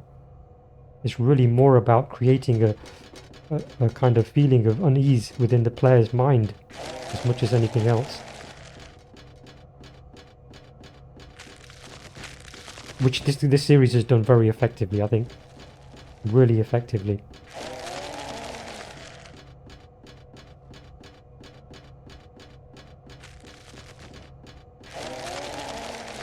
There was one other... I wouldn't say that's a jump scare in Silent Hill 1, but you remember the... You remember this the area right towards the end of the game? I remember when I first played that. There's a monster inside the fridge where you have to use the key there. I died to that thing. That was the one thing that was pretty scary. That was. Yeah, do you remember the monster inside that fridge? You never get to see the monster inside it. Even when you attach the ring to it, it's still free because it's trying to get out. They did that really well. Yeah, that they did that really well, that part. I actually ended up opening that fridge on one occasion, but I didn't use the ring when I first played it. And man, that scared the crap out of me, that did.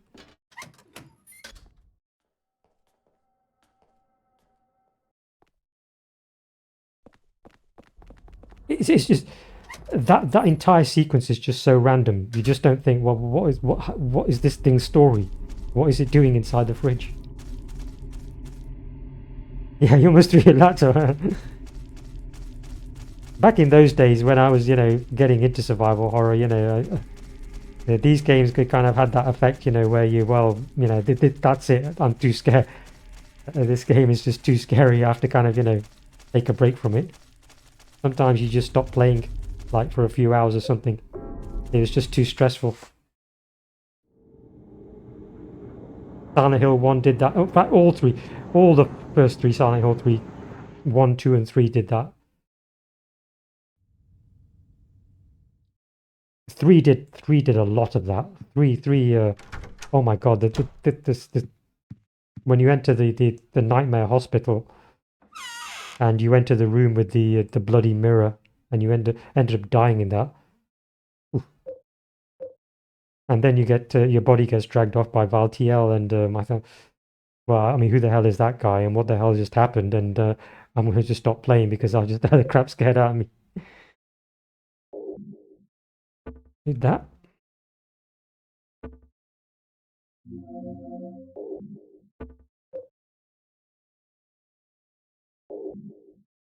No, I don't need that.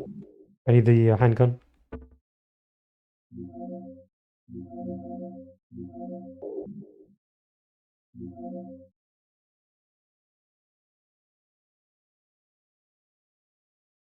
Yes, I mean the way that I wouldn't say that the pyramid head is for me was a jump scare. It's the more the way they actually directed that scene. It's the way that you have to basically the game directs you to go towards down that corridor, and as you go down the corridor, you basically see well, who the hell is this thing on the other side of these bars, and you think, what the hell's going on here? Why is everything despawned? And what who's this? What's this? It's the way that they directed that entire sequence. There's not a cutscene. You know, you don't lose control of of the player, and it's the way they did it. Is they did it so games just don't do anything like that anymore. Just a very, very cleverly directed scene. It's very effective.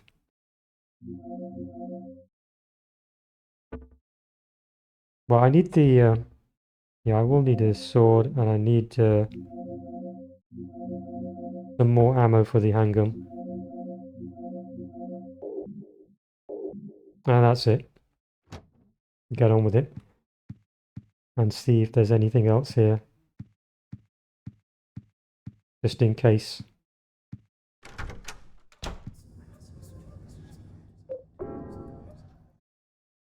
The way that he was just staring at you, maybe turn the lights on, because I was scared of Pyramid Head is through.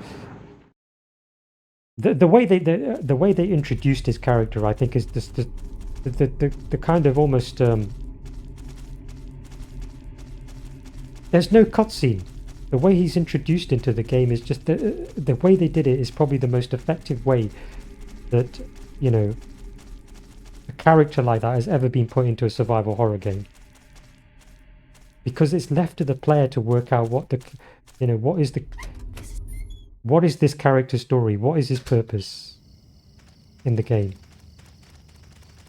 You know, the developers make no attempt to try to explain to the player what this character's purpose is in the game.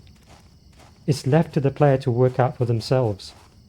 And when a game leaves you to yourself, that is perfect psychological horror. When the game or a film leaves it to you as a viewer or a player to decide for yourself what is going on.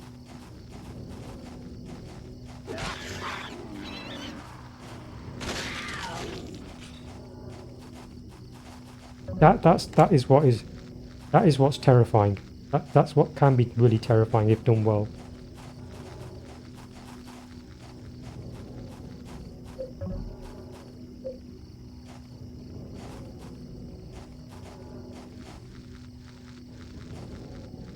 Yeah, and that I mean, gosh, I mean that game. And as I said, even with 3, they did that so amazingly well.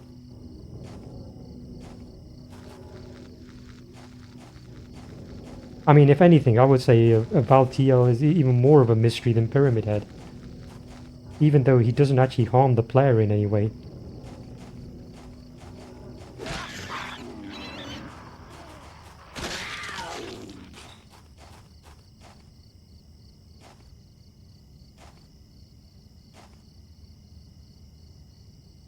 Why are these dogs more aggressive than the other ones in the game? I don't know. I don't really... They seem about the same to me. They don't seem more aggressive to me.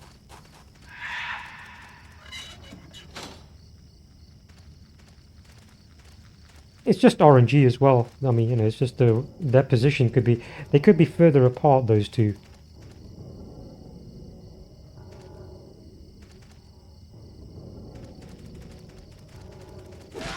Or they could be close together. Body blocking.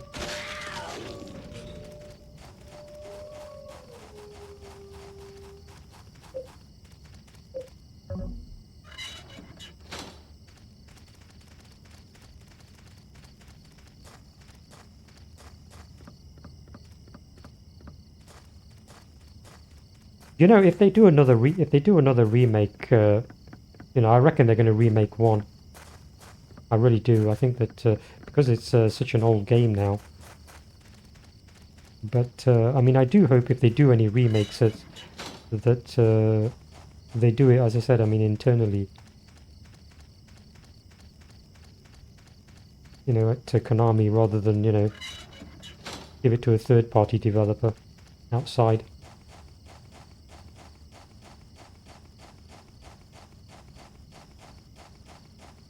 You really hope that they make Silent Hill 3. Well, they'll do, because 3 is the sequel to 1, I mean, they'll do 1 first. If they do any more remakes, they would definitely do 1 first. Because 3 is the sequel.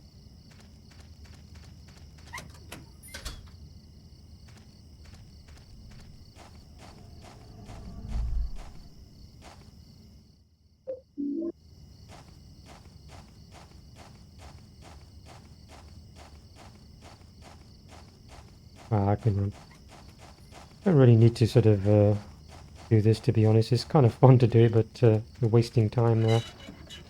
You don't want to be separated too long.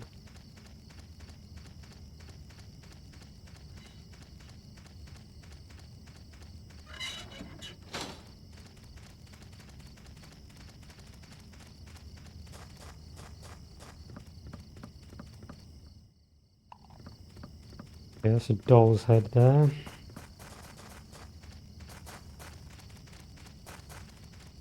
And bring Eileen along here so I can deal with these Hummers.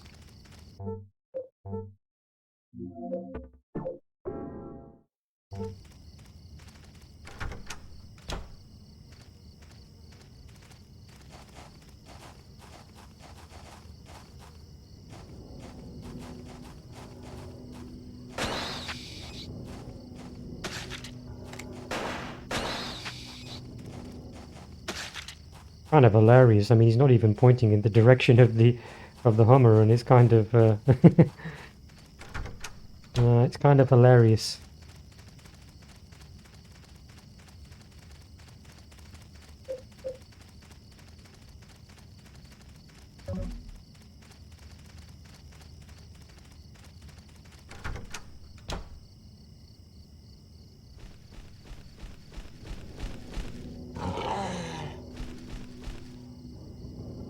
Could this be Silent Hill Woods?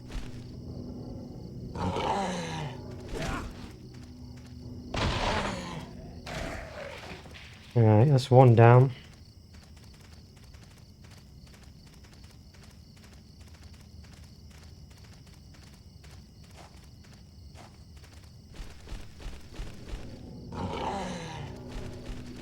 It's such a deceptive attack, that. Looks like they're coming straight at you and they're going to attack you, but then they turn around. It's kind of, I have to say, it's kind of cool they actually did that.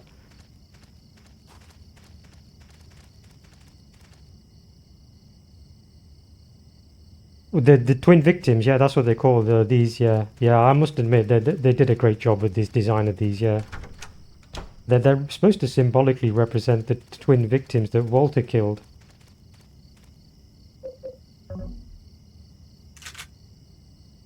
The twins, the 2 young children.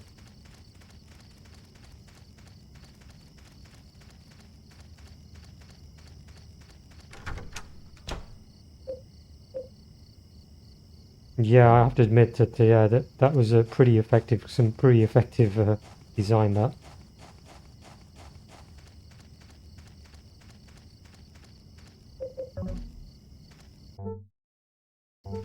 Yeah, I'm walking here, aren't I?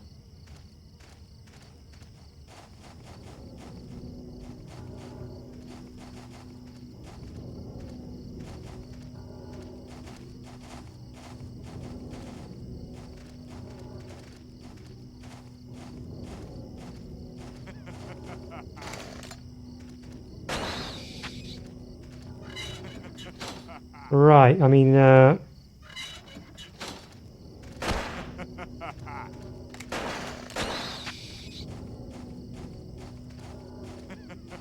kill it, you idiot.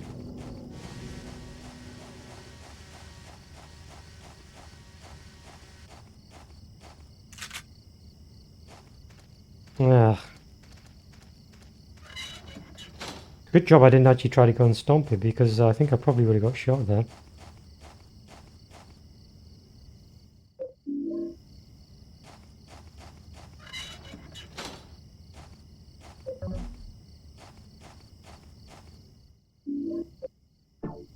By that silly man.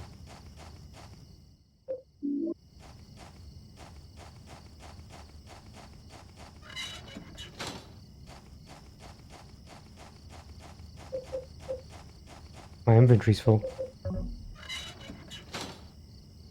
Alright, what's going on over there? Have you finally managed...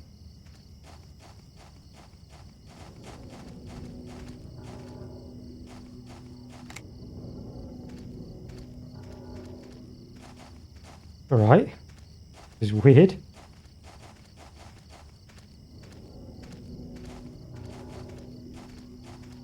Make a run for it.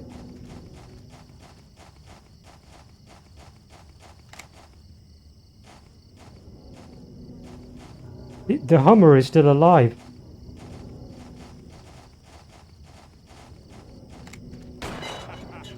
Wow, I just made it through it. The Hummer is still alive, and that... Oh god, I mean, I don't know what the hell they're thinking there. I even shot it down for him to finish it off, but he...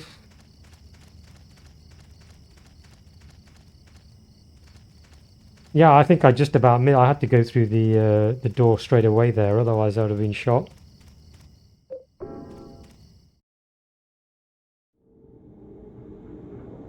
Hey Ren, thank you very much for hanging out. You have a good holidays. I mean, it's been great chatting to you today.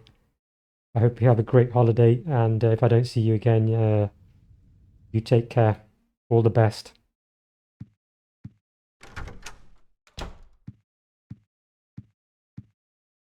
Now the TV's on. So we need the that, and we need that. Actually, you can put that away, and that, and use that, and use it on the TV. Oh, there's an image just flashed there. Image just... Sometimes that happens as well as it's dissipating. You get images that flash on the screen. Oh, they do. Yeah, wonder whether that's actually Walter. That it's upside down though.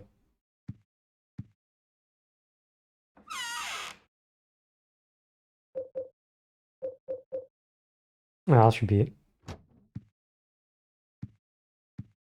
Yeah, that's really weird. That I mean, sometimes it just dissipates that, but sometimes you get images that flash on the screen as it's dissipating.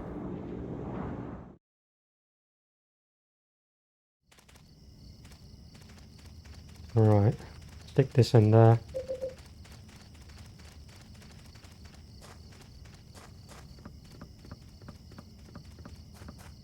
Yeah, stick that on there. Pick up the candle later on. I've got I'm worried about the medallion, whether it might break, but I think we'll be alright. We pick another one up anyway. I'll equip that one.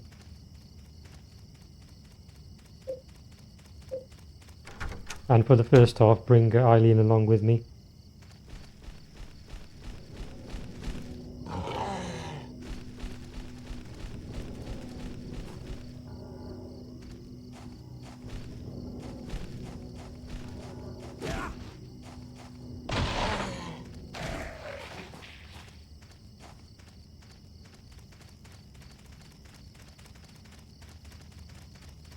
Right. Reload the handgun with the silver bullet.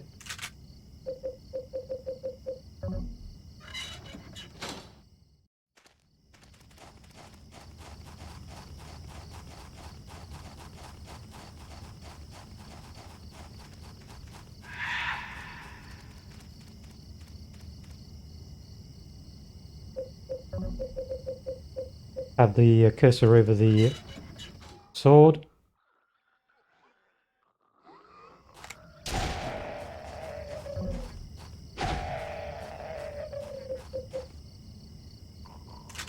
And now I can pick up, yeah, that sort of frees up 2 slots out of, since you use the sword and the silver bullet.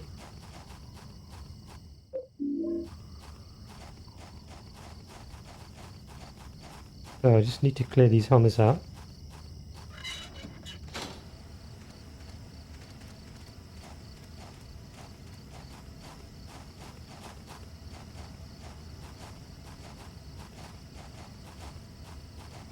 Yeah.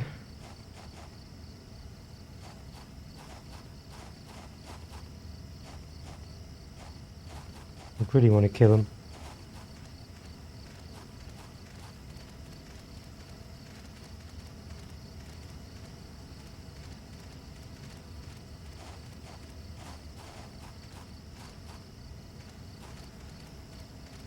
It'd save time and hassle.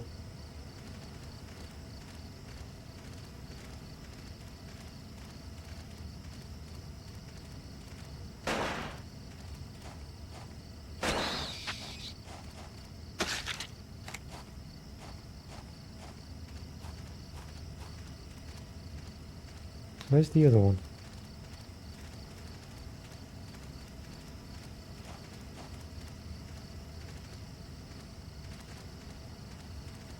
Over there.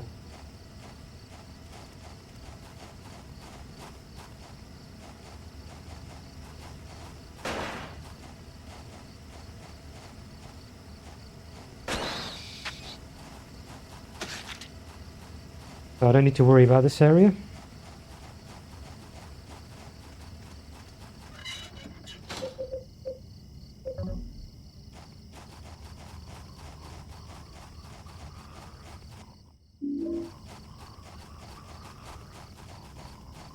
Hurry up. Otherwise the torch is going to get extinguished.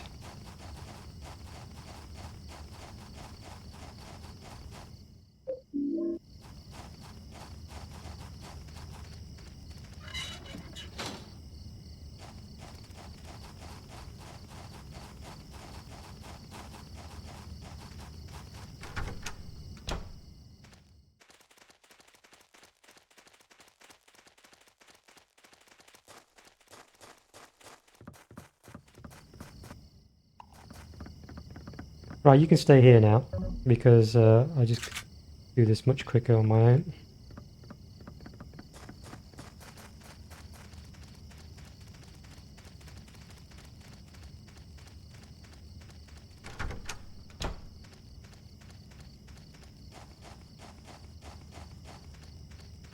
Might be a good idea to actually equip the medallion, the new one. I think the other one's going to break soon.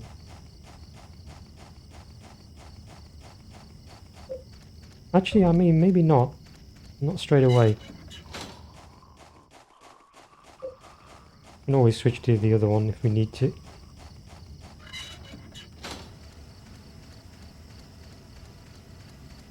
And I don't really want to hold on to R2 to run, so I'll switch back to run.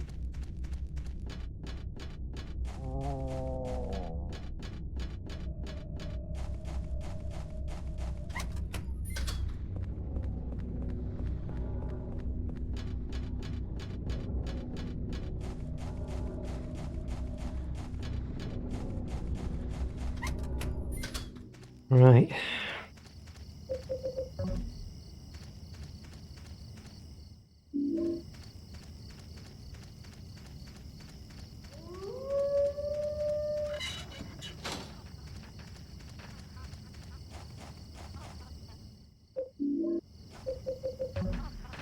Can we just, I just want to pick up the candle, mate. Can we just dance? Dance around him.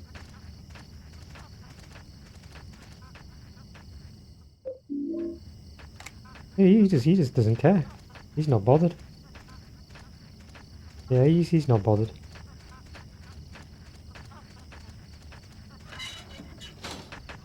He's not bothered.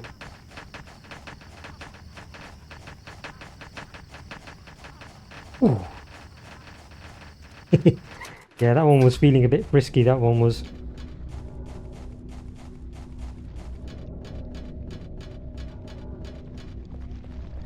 Unfortunately, I mean, the textures haven't bugged out, which is good. That's strange why they bugged out on that occasion. I still can't work out how.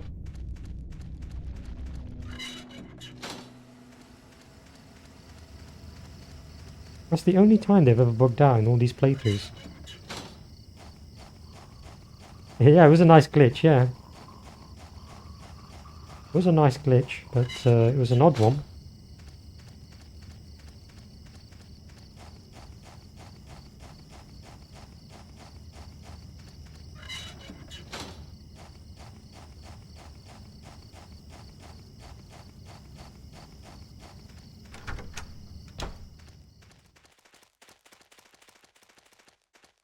Right, pick up the I can read this writing. thing.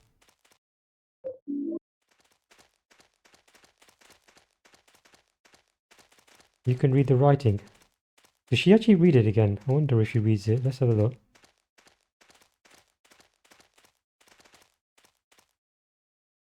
Oh, she does, yeah. Here goes. March 17th.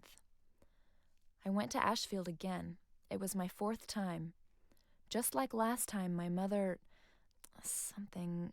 The city is scary. Yes, and I the mean, she can apartment read where my in mother all these is like has- stones have writing on them, I can't read any more than that. and she'll read them. She can read them. Yeah, she can fill you in about a lot of the lore and the story around this place. They're all over the place. It's actually pretty good.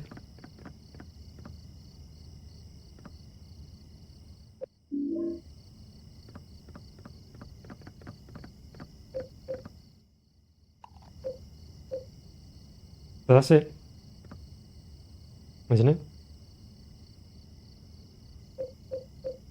Oh yes, I haven't picked the one on the... Yeah, that's the one on the... Trying to remember now, I haven't picked the one up there where the pickaxe is. Yeah, the pickaxe.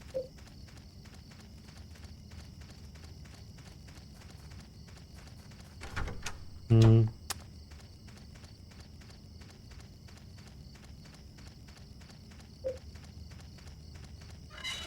Actually go back to the apartment, actually see if there's any activity going on.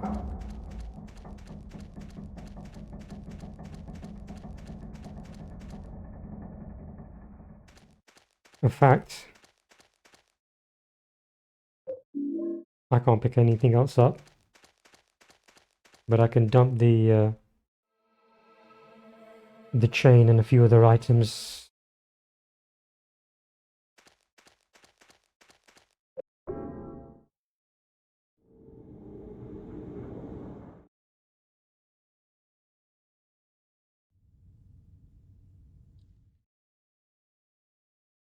Oh yeah, that's that. I'm going to deal with that as well.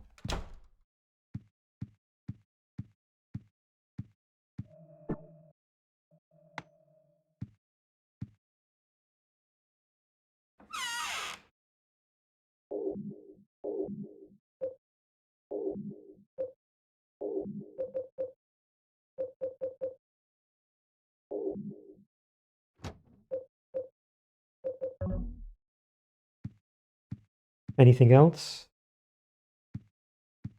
Any cat? No cat. That's disappeared.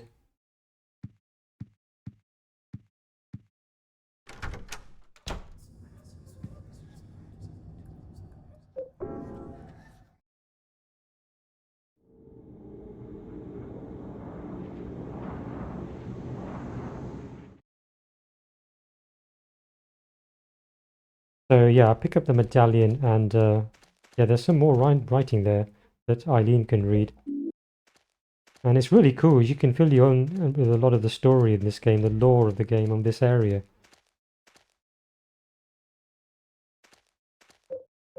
Hold on, hold on, hold on, hold on. I wanted to light the torch first. I was just trying to remember that I picked everything else up.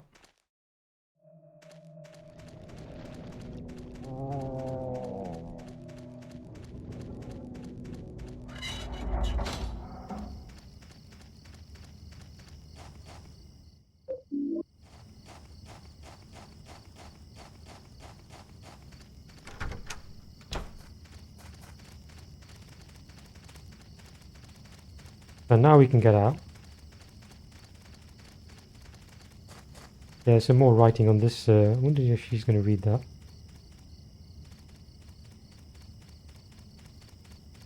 Yeah, she's going to read it. She doesn't read this? Or has she read it before? I don't know what she's doing there. She's running around sort of aimlessly.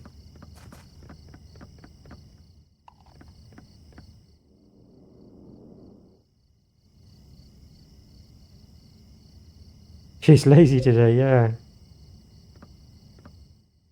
Henry, you need to cough up some cash, mate. You're not paying me enough to read all that.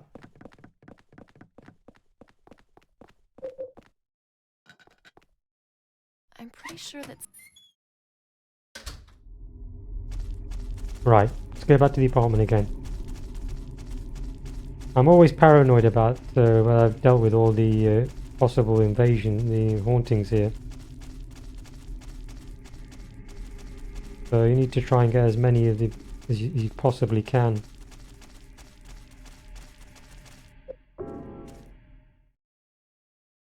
And also pick up the revolver. Yeah, the revolver strategy's got to be used at the beginning of the water prison.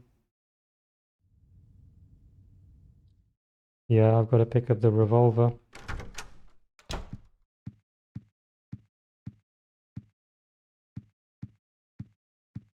Just check.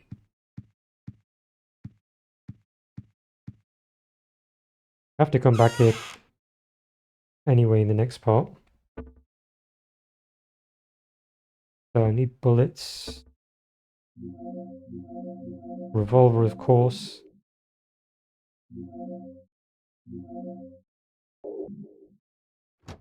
Reload it. Shouldn't take 6, but it might take 5.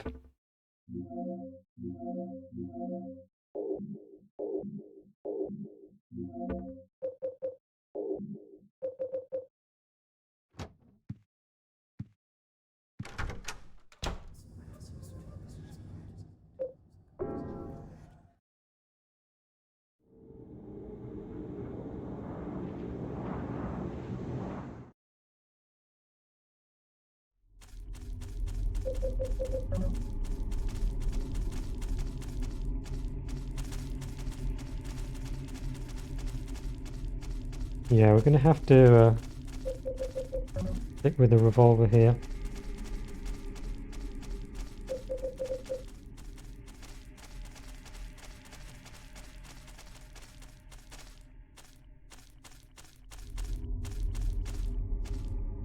I think she's taken very little damage on this run so far. I remember her taking 1 hit maybe from a nurse at the hospital. I don't think she's taken very little damage in this run.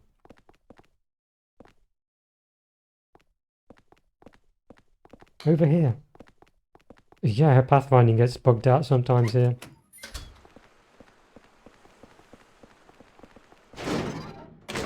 Right.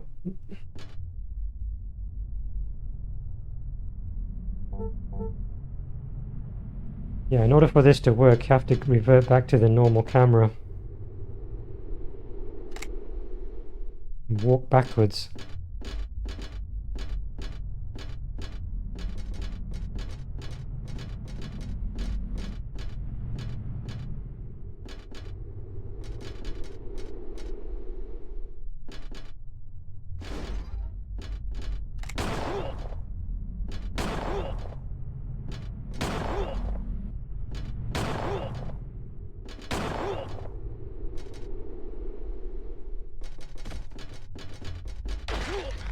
Right in the balls.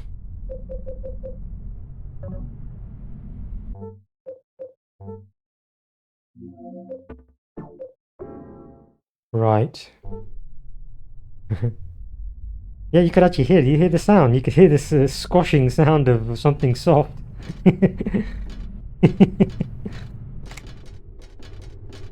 Something soft being squashed, yeah, under the shoes of Henry there.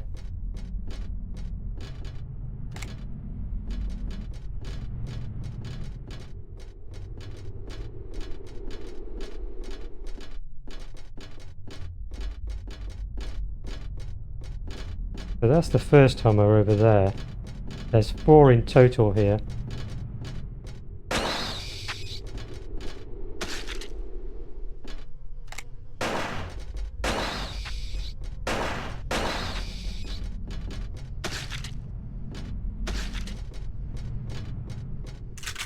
Right, there's the one just below here.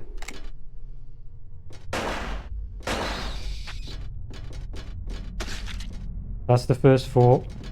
Down, 6 in total, 2 at the bottom. And go down the ladders here.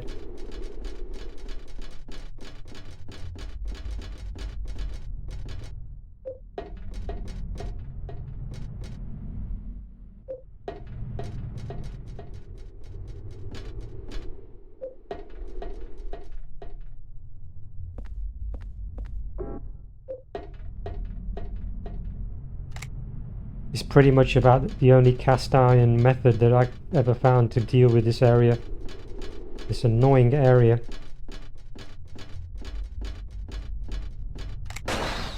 Without taking a hit.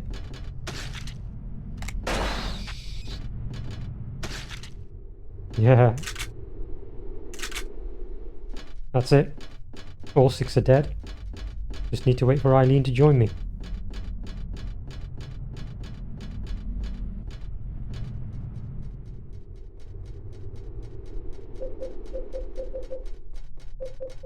Don't go too fast.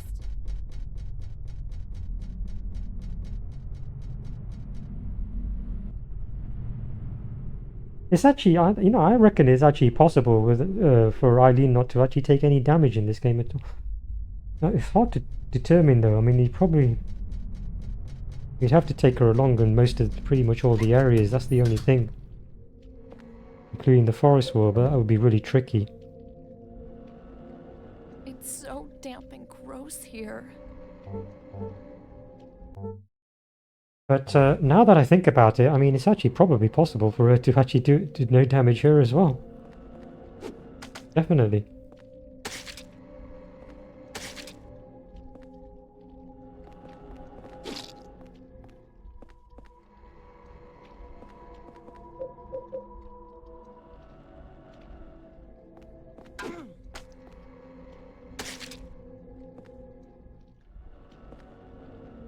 yeah. I'm not that. Yeah, that would be pretty.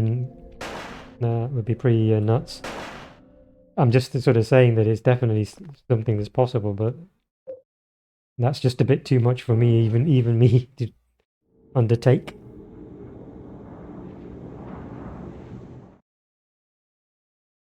But actually, when you think about the strategies that you have to form, I mean, like from there, I mean, if you just did a, if you just went down those ladders, I mean, there's no way that she would avoid taking damage, but that way, she completely avoids taking any damage there.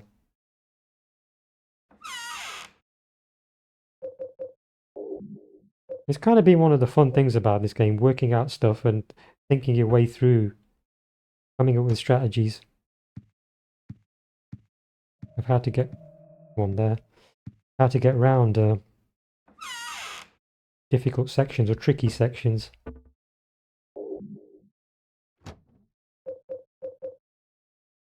You know what? I'm actually wondering whether it's actually better to use it,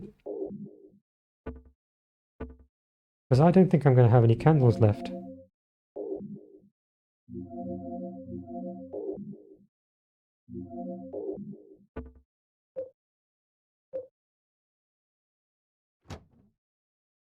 Yeah, I think I might run out of candles here.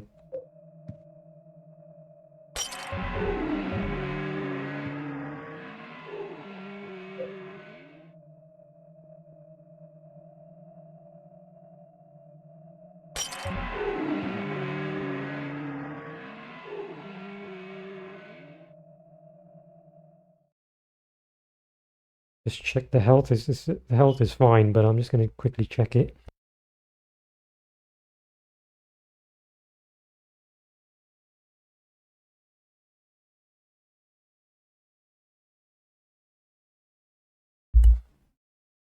Yep, the health is fine.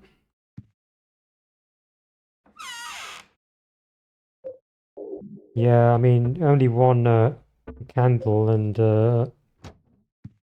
if the cat appears in the fridge, then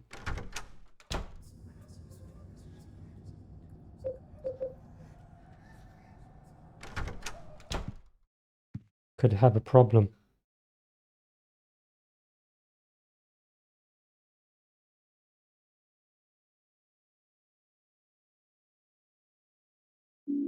All right, let me think. Let me think. Let me think.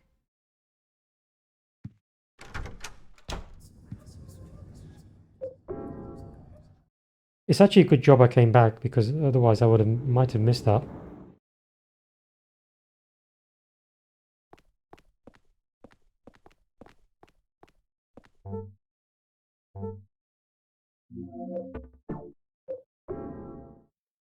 So she's got to stay here.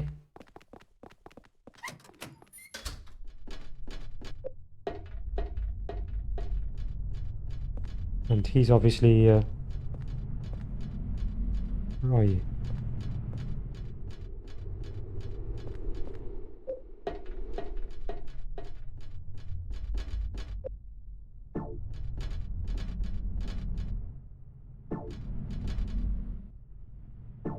Not sure where he is, and he's just going to stop.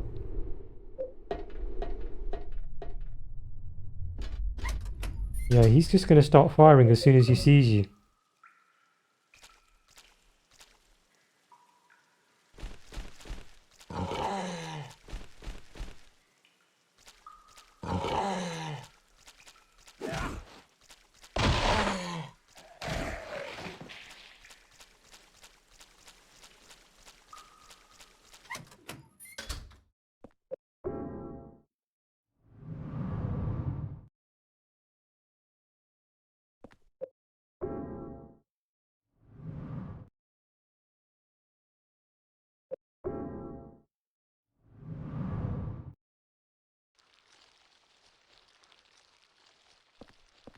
I pick up the shirt first.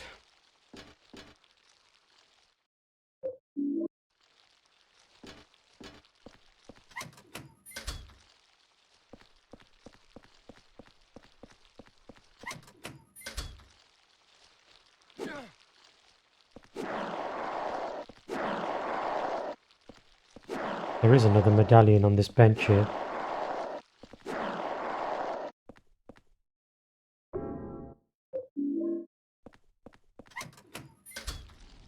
So it's actually a good job I actually used the medallion there.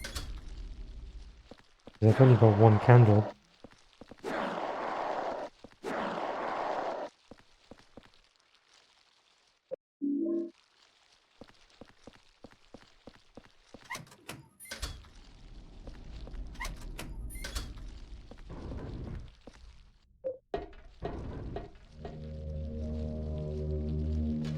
Alright, I need to go back this way. And go back through here. Anything respawned in here? Usually something respawns. There's nothing in here.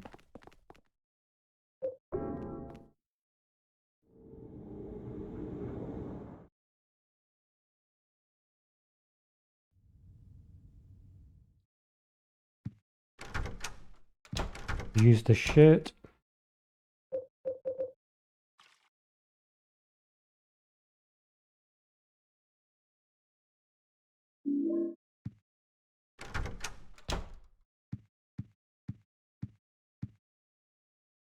And just check. Yes, that was the right decision. That the cat is in the fridge, and the cat seems to require a lot more medallions to drive away. So that was the right decision to actually hang on to the candle.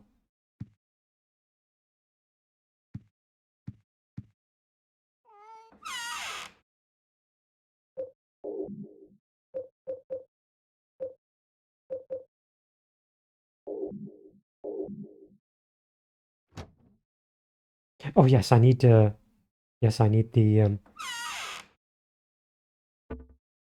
I need the silver bullet and I need a sword.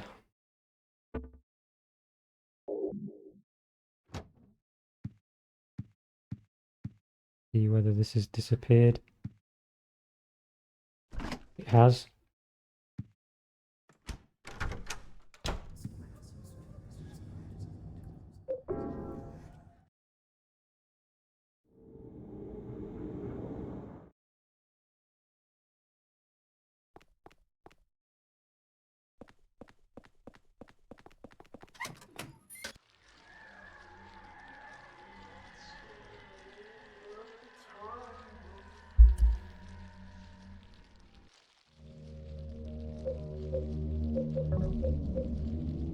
Reload the silver bullet. Or load the silver bullet.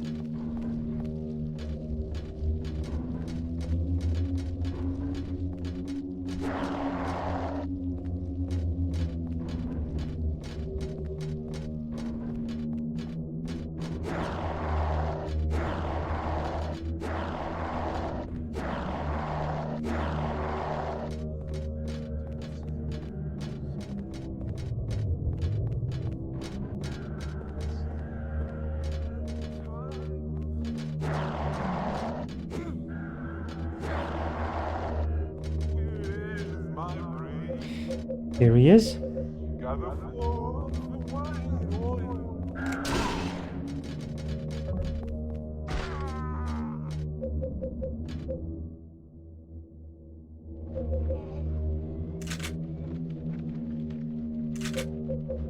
Okay.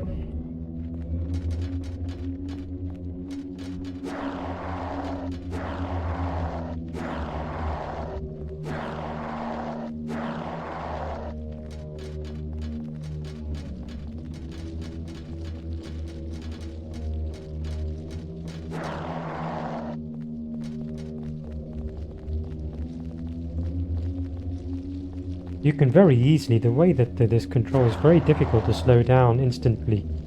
You can very easily sort of run into them as you're trying to slow down. So it's kind of best not to risk it.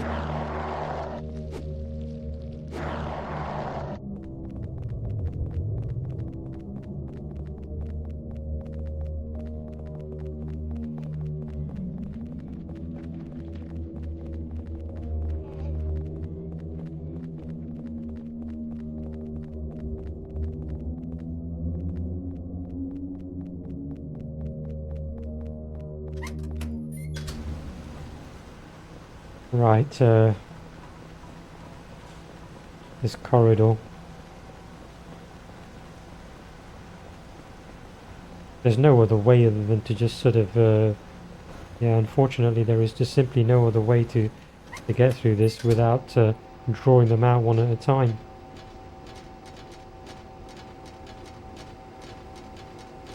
Yeah, the long corridor, yeah. Takes far too long to get through it.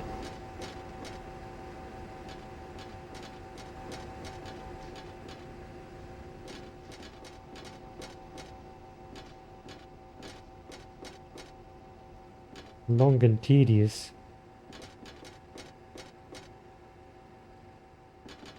I have a feeling that they wanted to maybe put a boss here, but they couldn't come up with a boss to put in here. Because the last guy was effectively a boss there. That guy that we killed there. Or knock out. So they probably couldn't think, well, what could we do put here? So they ended up putting a whole bunch of these guys up here.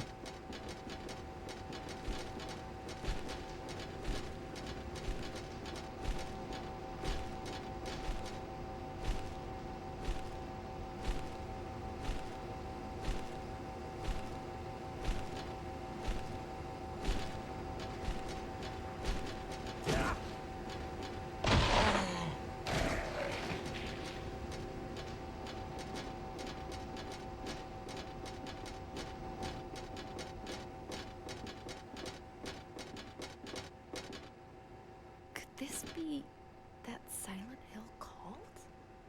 The place where they kept all those kids locked up?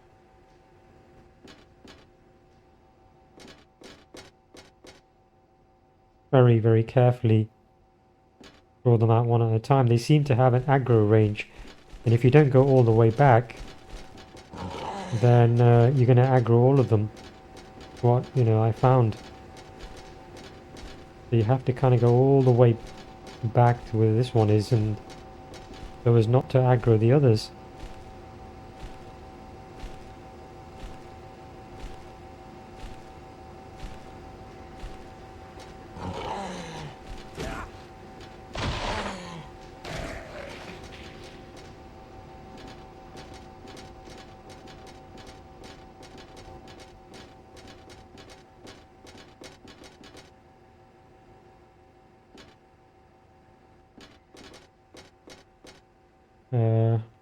Four down, four left, sorry, two down, four left.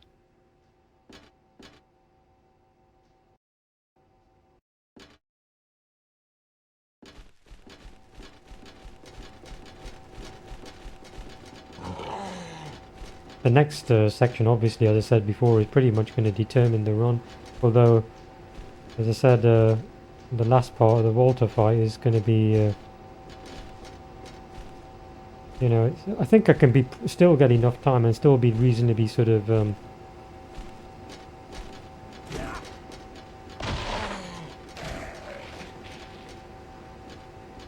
I can be reasonably careful against Walter and still have enough time of actually getting the best ending.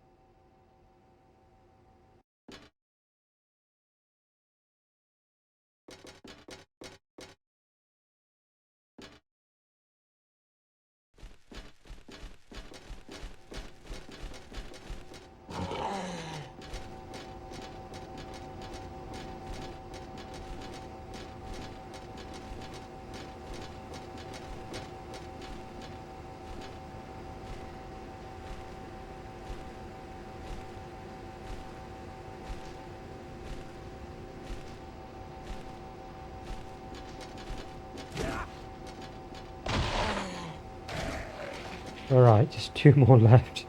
Once I got it down to one, it's okay, but it's two left.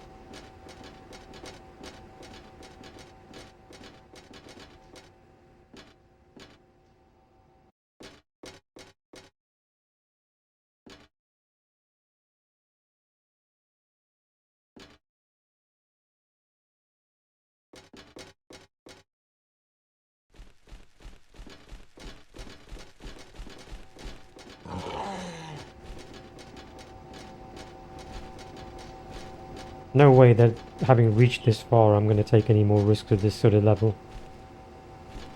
It doesn't matter if it takes extra time, it's just the way it is. It's just once you reach this far, it's just be foolish really to just allow the run to go if you do just trying to be a little bit too quick. Really is a case of just trying to take your time literally.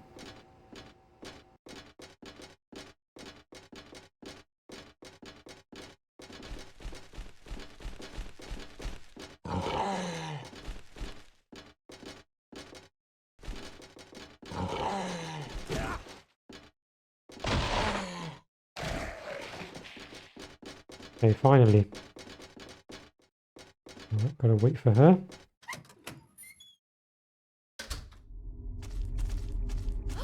Sorry. Camera caught me off guard there.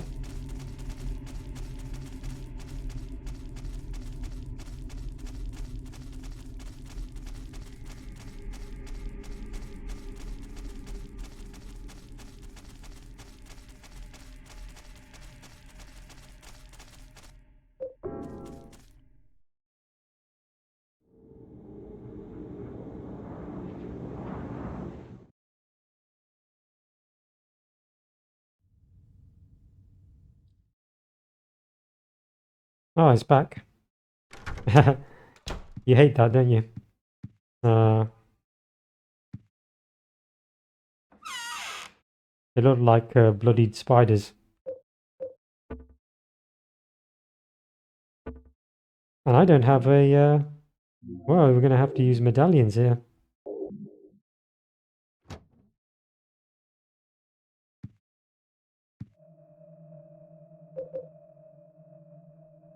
Should only take 1.5, I think.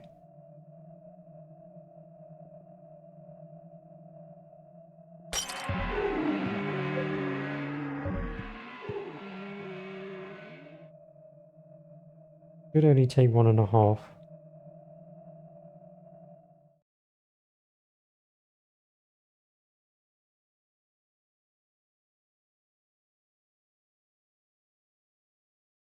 That one's going to be back. We do pick up 2 candles though in the next next part.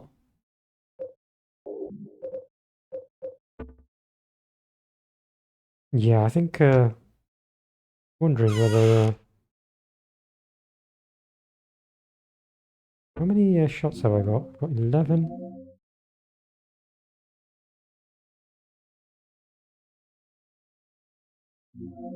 You know, I don't want to, but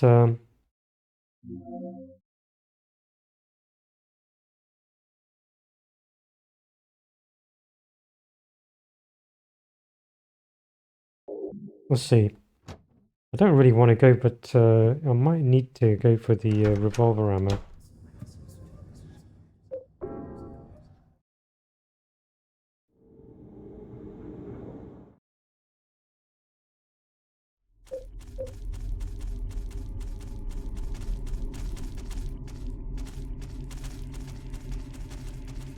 So we're going to deal with, yeah, we're going to drive this guy. We can't knock him out or do anything, but we can drive him away for now.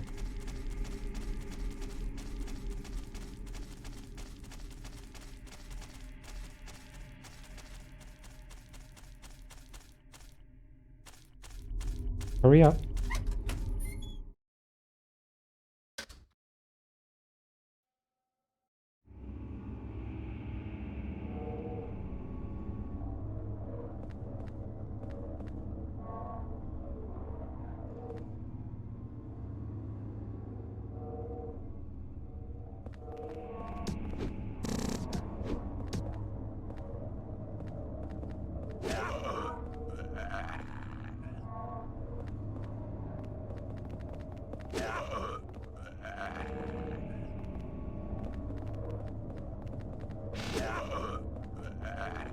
Much easier to do this rather than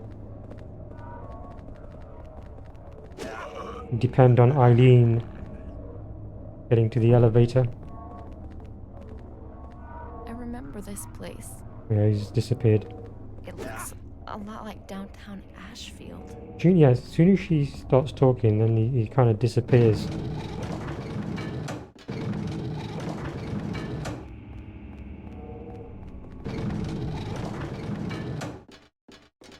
Temporarily.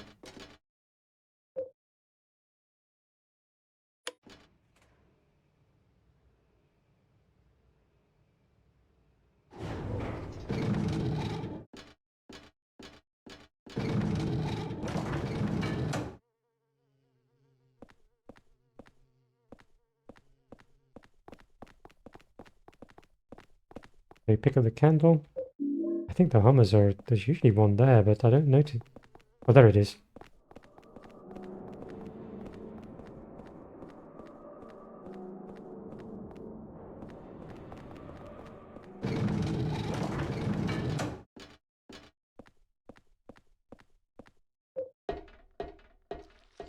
Yeah, I'm going to risk the revolver ammo. I'm just going to stick. The area is hard enough as it is. Without having to deal with the nonsense of the gummies.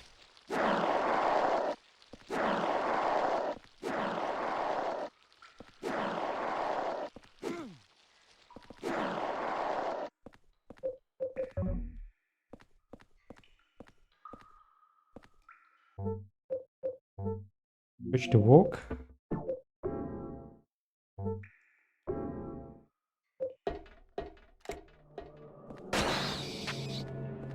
The other one is further down, so Cutscene will activate first.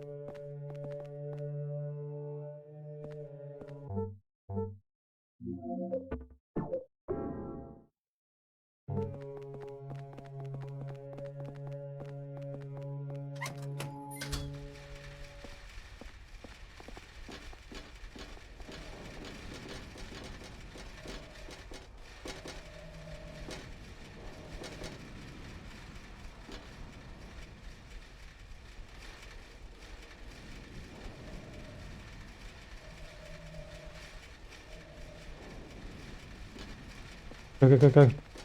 Go, go, go, go, go, go, go, go. I think she just got hit. Switch back to normal, sorry.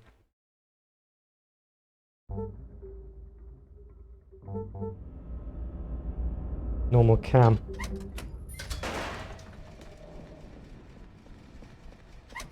Where is she? Get over here.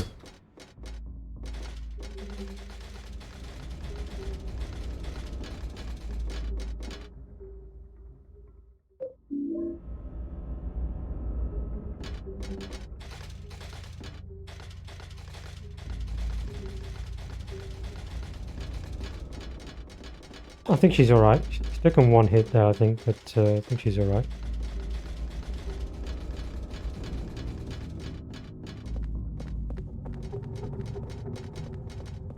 I think that's the normal running pace.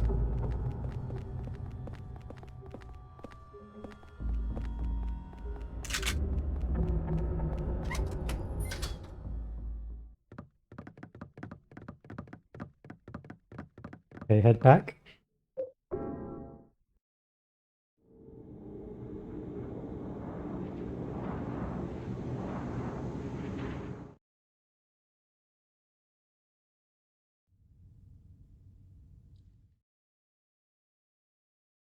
And that's back. Well, it's a good job I've got two candles, yeah. I had a feeling it was going to be back.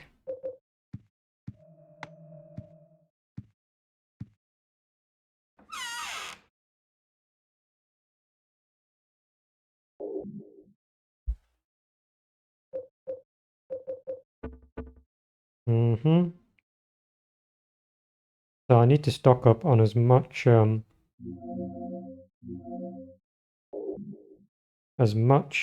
ammo for the handgun as possible and get rid of the spade.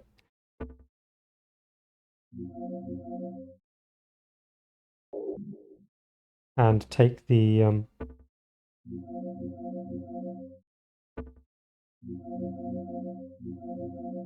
chain.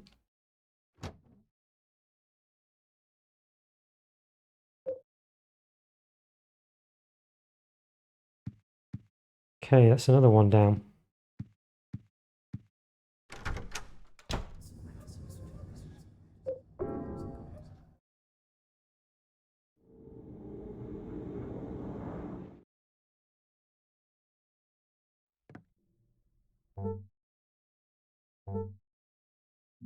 Got to make sure that I'm walking here.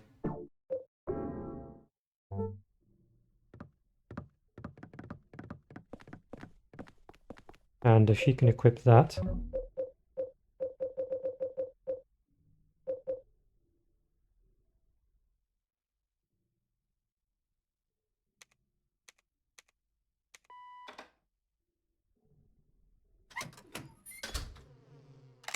All right.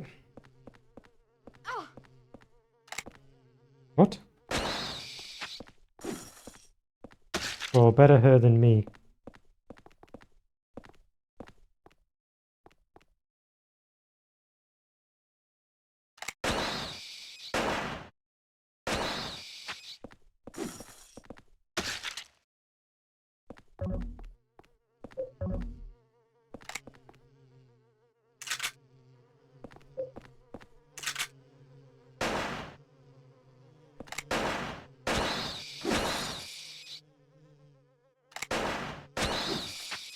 Out the way, out the way.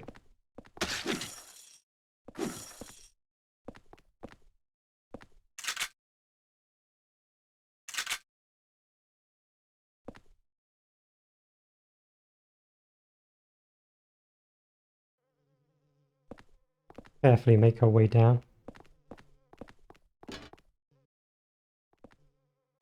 Yeah, when you first come here, you're going up the stairs. On the second time round, you're going down.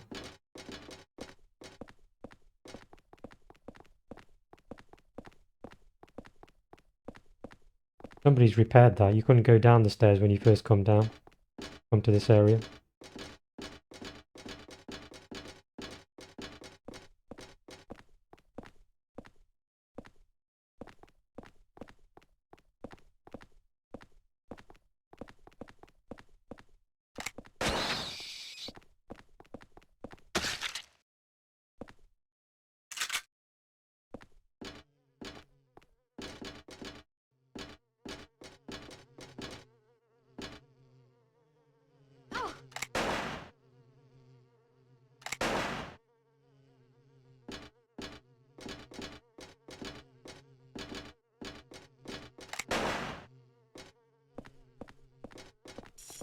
She got hit.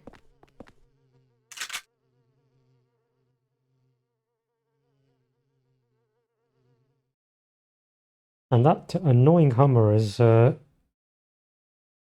off somewhere. They're all bloody annoying.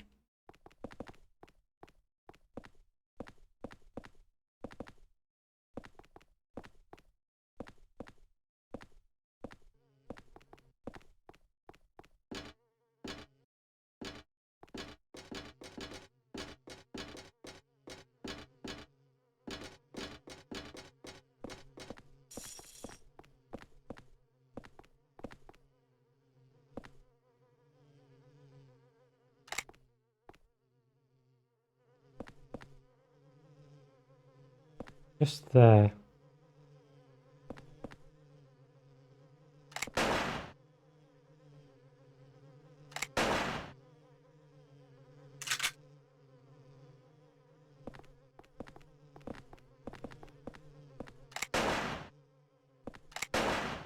Can't see the cameras. Yeah, the camera is not very good.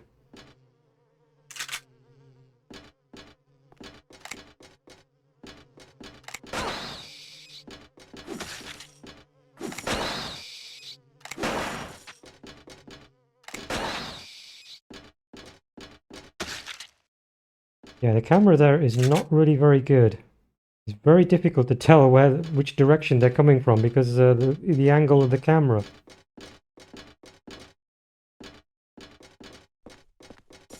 You're kind of just firing blindly, really, and hoping that you actually hit him.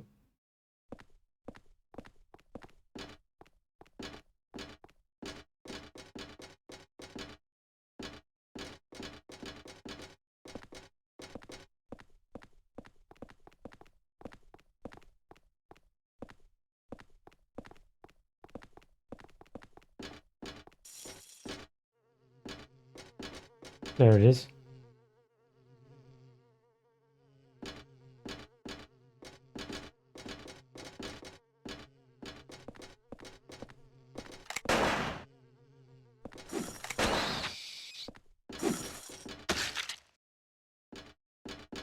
I think that's it. Can't hear any more.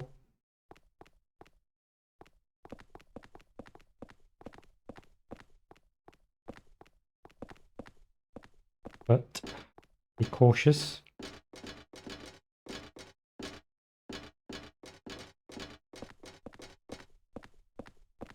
Yeah, I don't see any more. Right, these guys.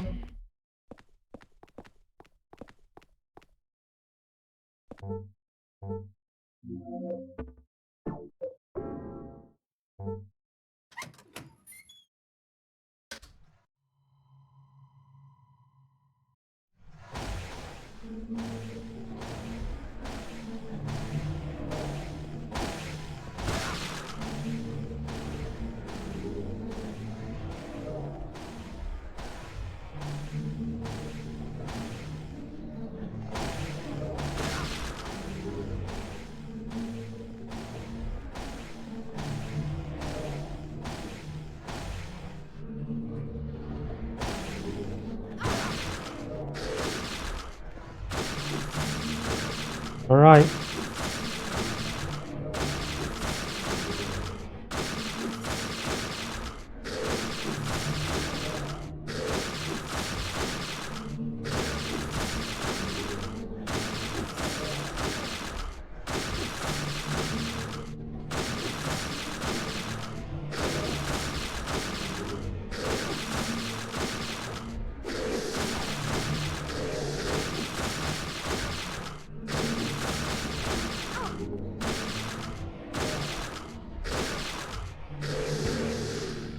All right.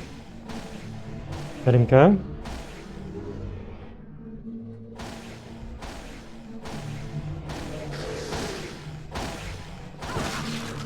That's it. That has to be it. Yeah. Charge attack. Brilliant.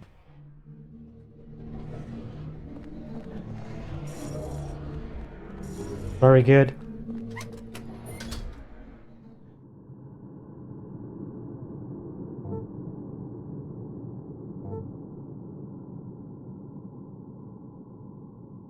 This must be what hell is like. Yeah, you can unequip that now. You don't need it.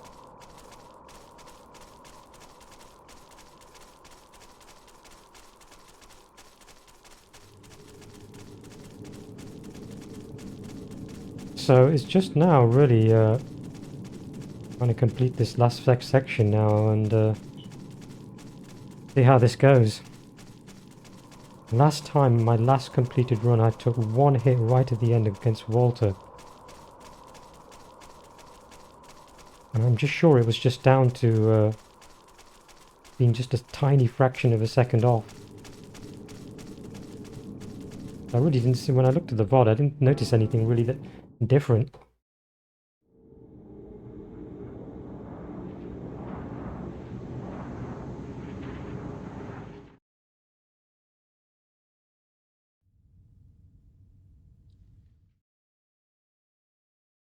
Oh, they're back. I've got one candle left.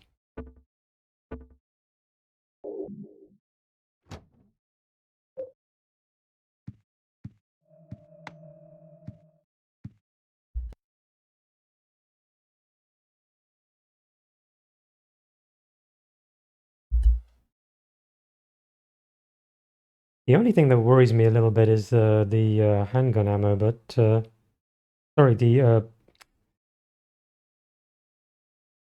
revolver ammo.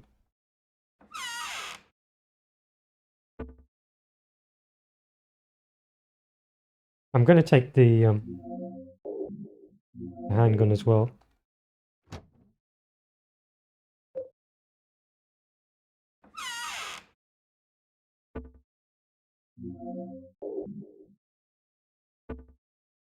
Why can't you combine? I mean, that should go on. You can stack 6 shots. Is one of the really annoying things about this game's inventory system. Oh, that's disappeared. Could be nothing else.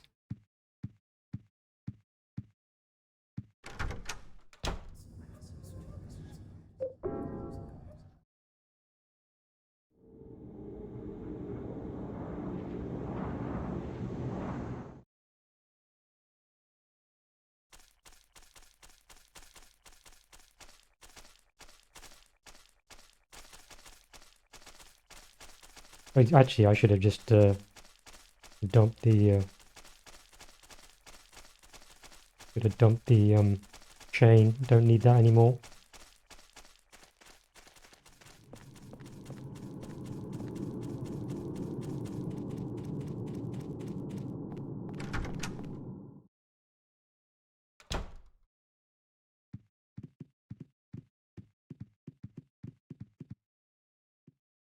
What does that say? The gate to hell. What does this one say? Why must I destroy this wall? Oh.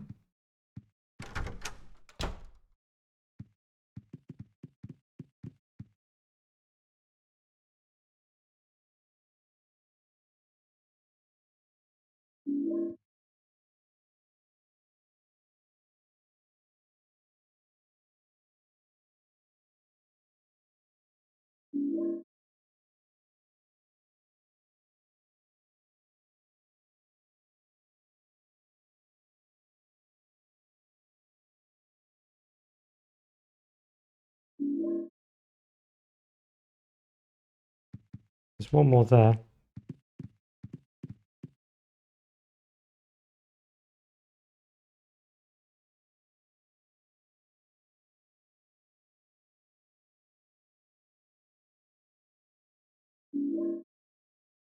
Right.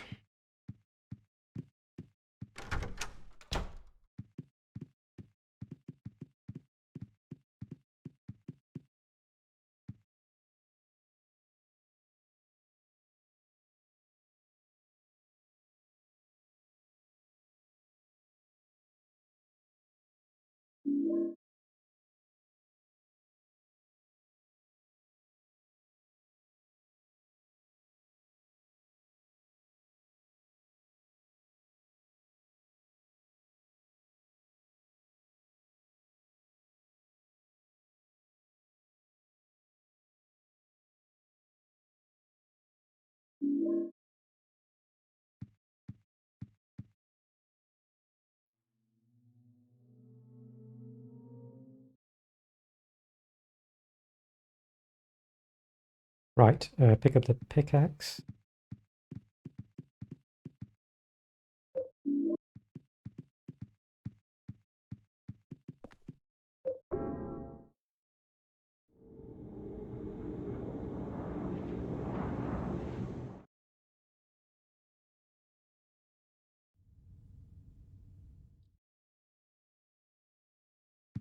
Thankfully, nothing else is... I don't think I've got much left to fight anything else off.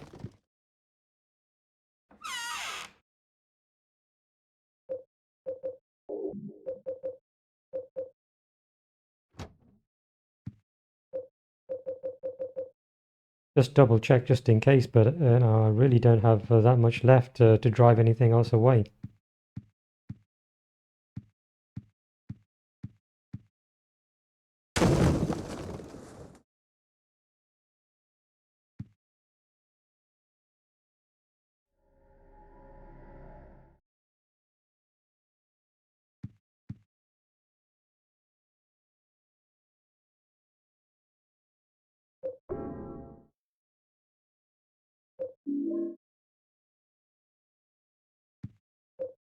Let's start off with the handgun to begin with. Try to conserve revolver ammo.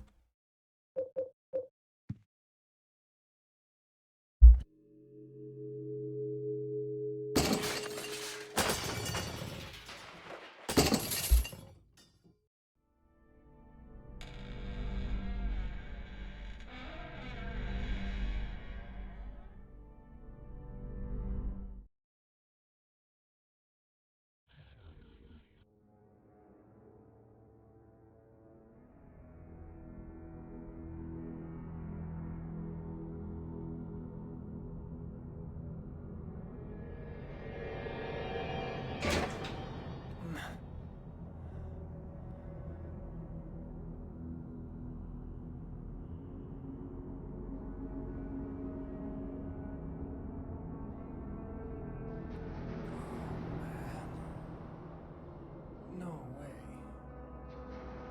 Not here, too.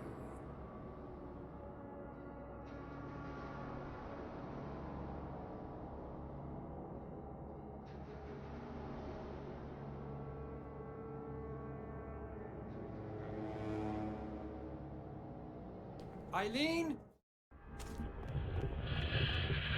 Right. This is our apartment building, but it looks like some kind of Yeah, I want to nightmare. start off with the handgun here.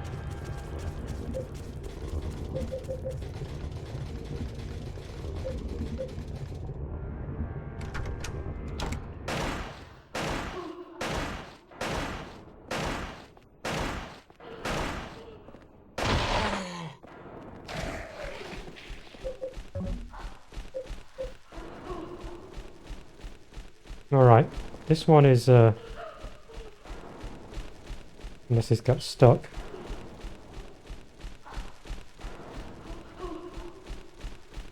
There it is. Yeah, this one is, Pretty aggressive.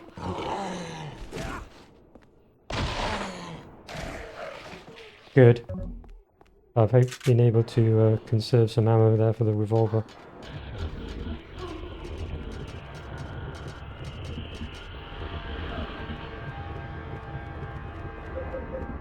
We'll have to switch to the revolver now.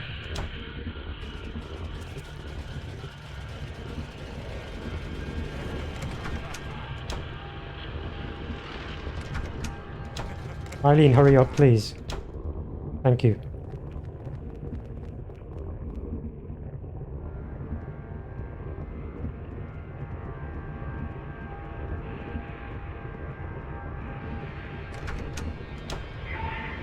Yeah, she... yeah, she's not gonna... Even though I'm walking, I mean, her pathfinding's so bad that...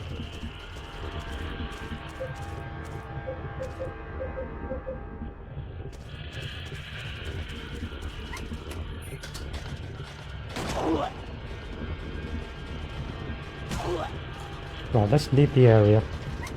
Reload. Because that annoying thing is that you cannot stack bullets there.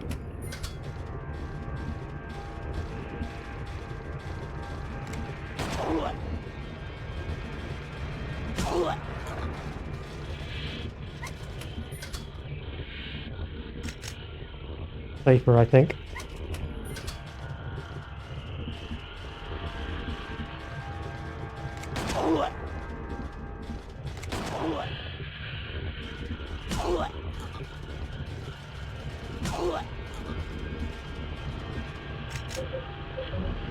Yeah, I think we can finish this one off with the axe, actually.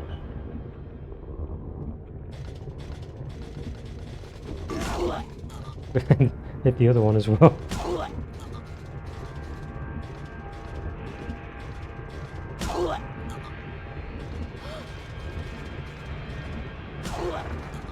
Yeah, running in and out seems to be work better here, actually. Yeah. Alright.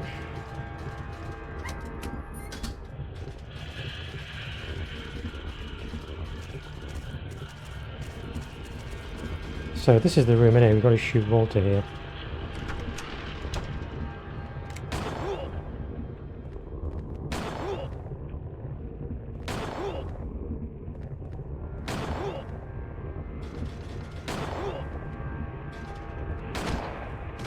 Don't care, as long as you're down. Stop body blocking.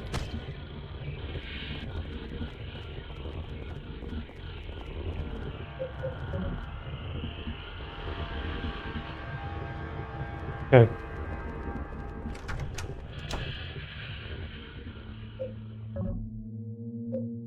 Actually, I wonder whether it might be better just to shoot this guy.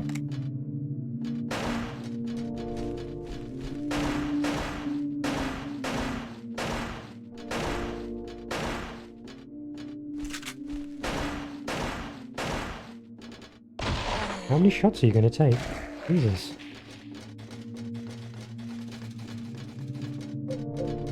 Yeah. They're tanky.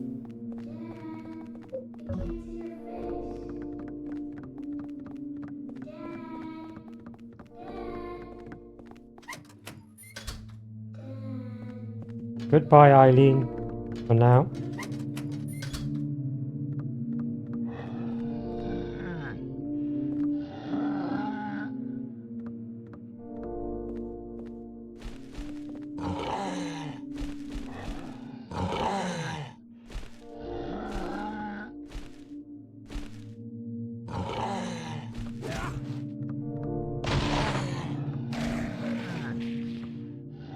Yeah.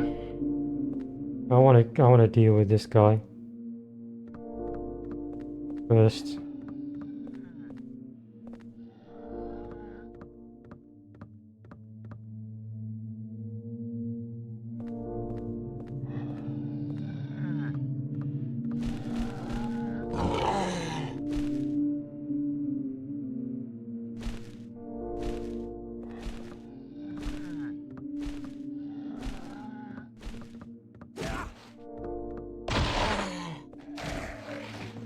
Good. Now we can work our way back. Don't really need them, but I'll pick them up just in case. Little crybaby.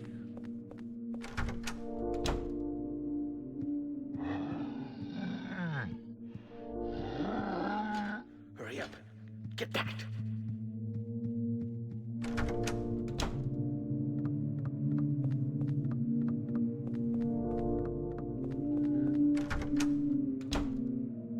Right, quickly. If that super hears it, we're in trouble. To run in and out quickly in this room as well.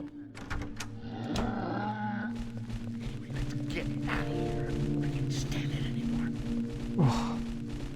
Get out of the door, gosh! The controls are really janking out big time there. Shut the hell up. Oh dear. Poor Henry. The controls are just doing everything they possibly can to Didn't I?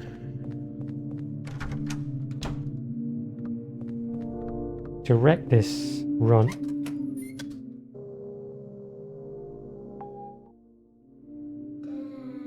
So, reload that. And equip that.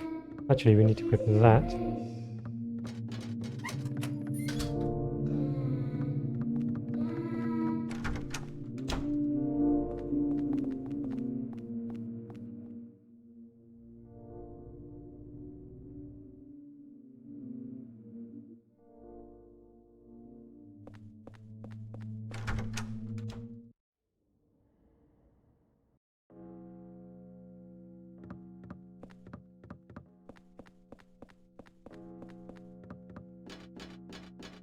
So I think should be okay for the first half here. Just this guy here.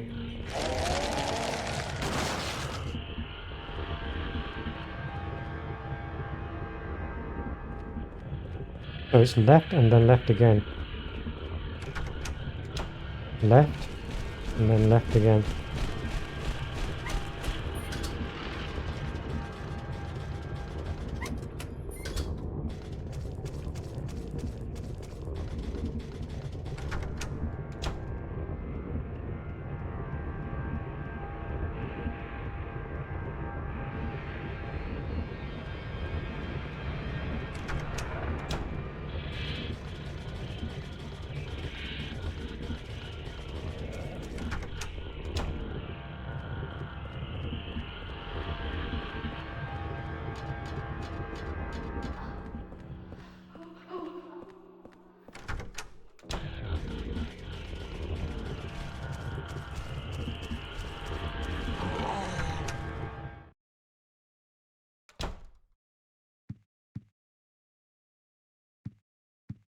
Okay.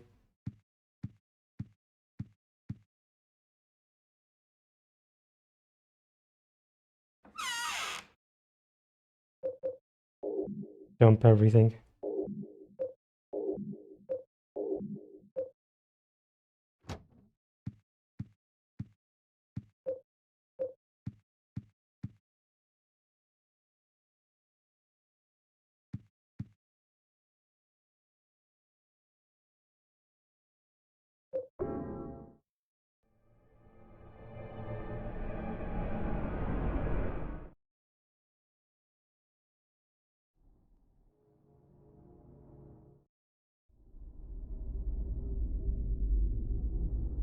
Equip that.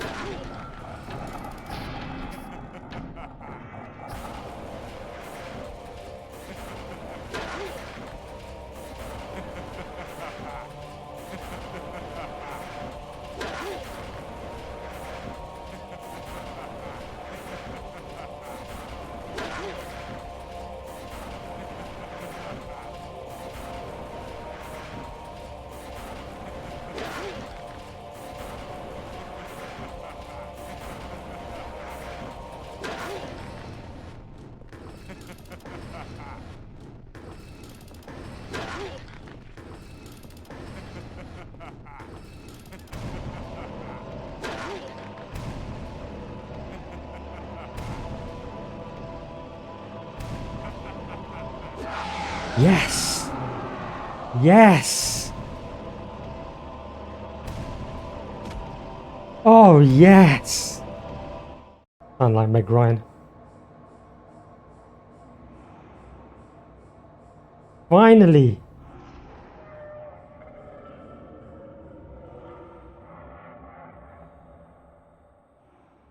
He's watching quiet. Thank you very much. Thank you. Yes, it's finally done. The God Run. In one go as well. No continue used.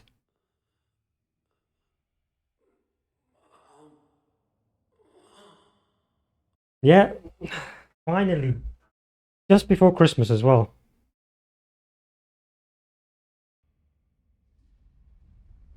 Perfect run. Never done before by anybody. I'm absolutely certain. Never done. Yeah, I'm so happy. Thank you very much. Thank you, Fluff. Thank you for your kind words. Thank you for being here with me on this journey. Yeah, finally. And yeah, Eileen, the best ending as well.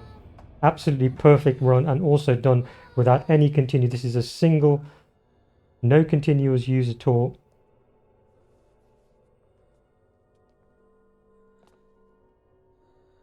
Yes, thank you very much, Homie Scar. Thank you very much. Thank you. Congratulations. Thank you very much.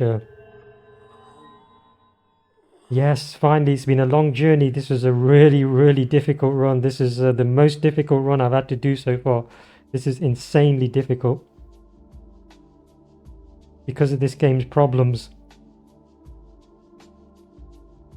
But finally, yes, it has been complete, and I'm going to savor this because this is very special to have accomplished this, to accomplish what nobody has ever done on live stream before.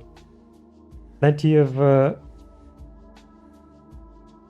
single segmented runs on YouTube. There's, well, not plenty, but there's 2 or 3, but this is the only live stream run of the game from start to finish without any hit, damage or anything taken.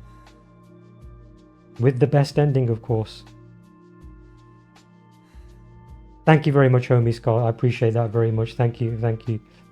And I hope you guys have an absolutely fantastic holidays, because this is about the best thing that I could have hoped for to have done this before the end of the year. Yeah, it is complete. The God Run is complete.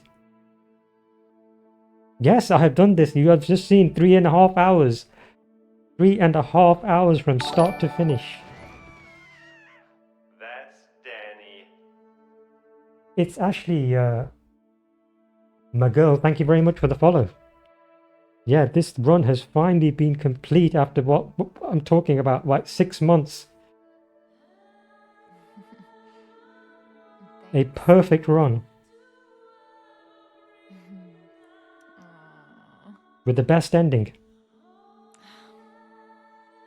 Guess we'll have to find a new place to live. On hard difficulty, every single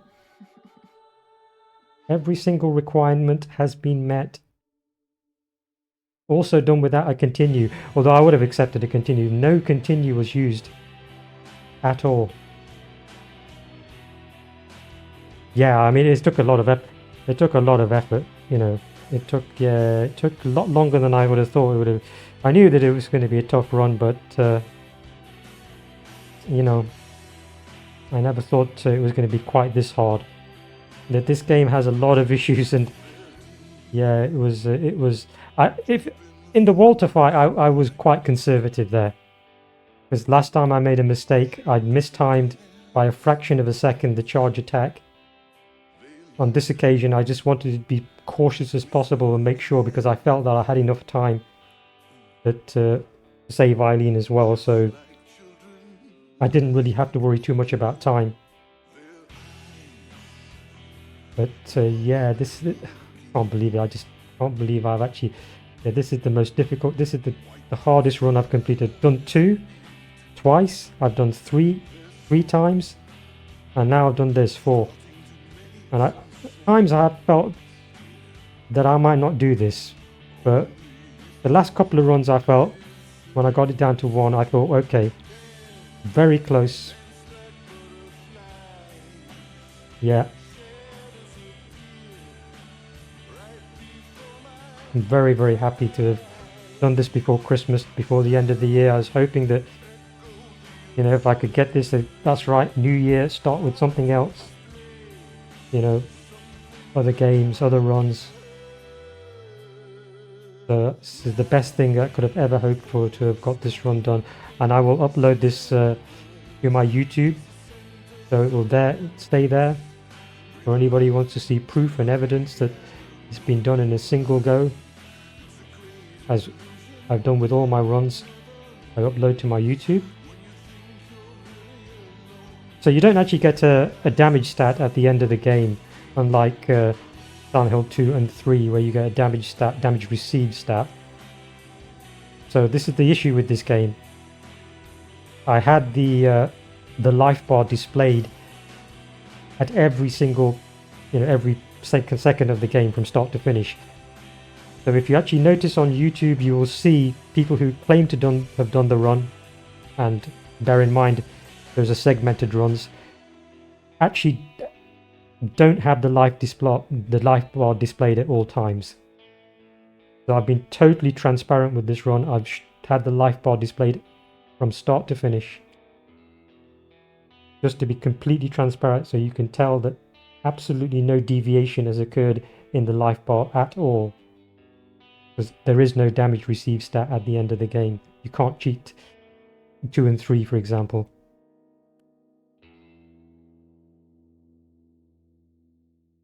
So we'll just have a look at the results screen and see obviously the best ending, the escape ending there. And obviously there, as you can see, no saves and 0 continues. So this has been a no save, no continue, no damage God run complete on hard difficulty. I am absolutely overjoyed. Thank you very much, guys, for being here with me on this crazy journey. It's been a joy to have you here and keep me company. And I hope you guys have an absolutely wonderful Christmas and holidays. And I will see you guys. Maybe tomorrow I'll maybe try something else. I don't know. We'll see. Maybe have some fun. I don't know. But we'll see what to do tomorrow. But as for today, that's it. Have a great rest of your day and a very good night. Take care. Goodbye.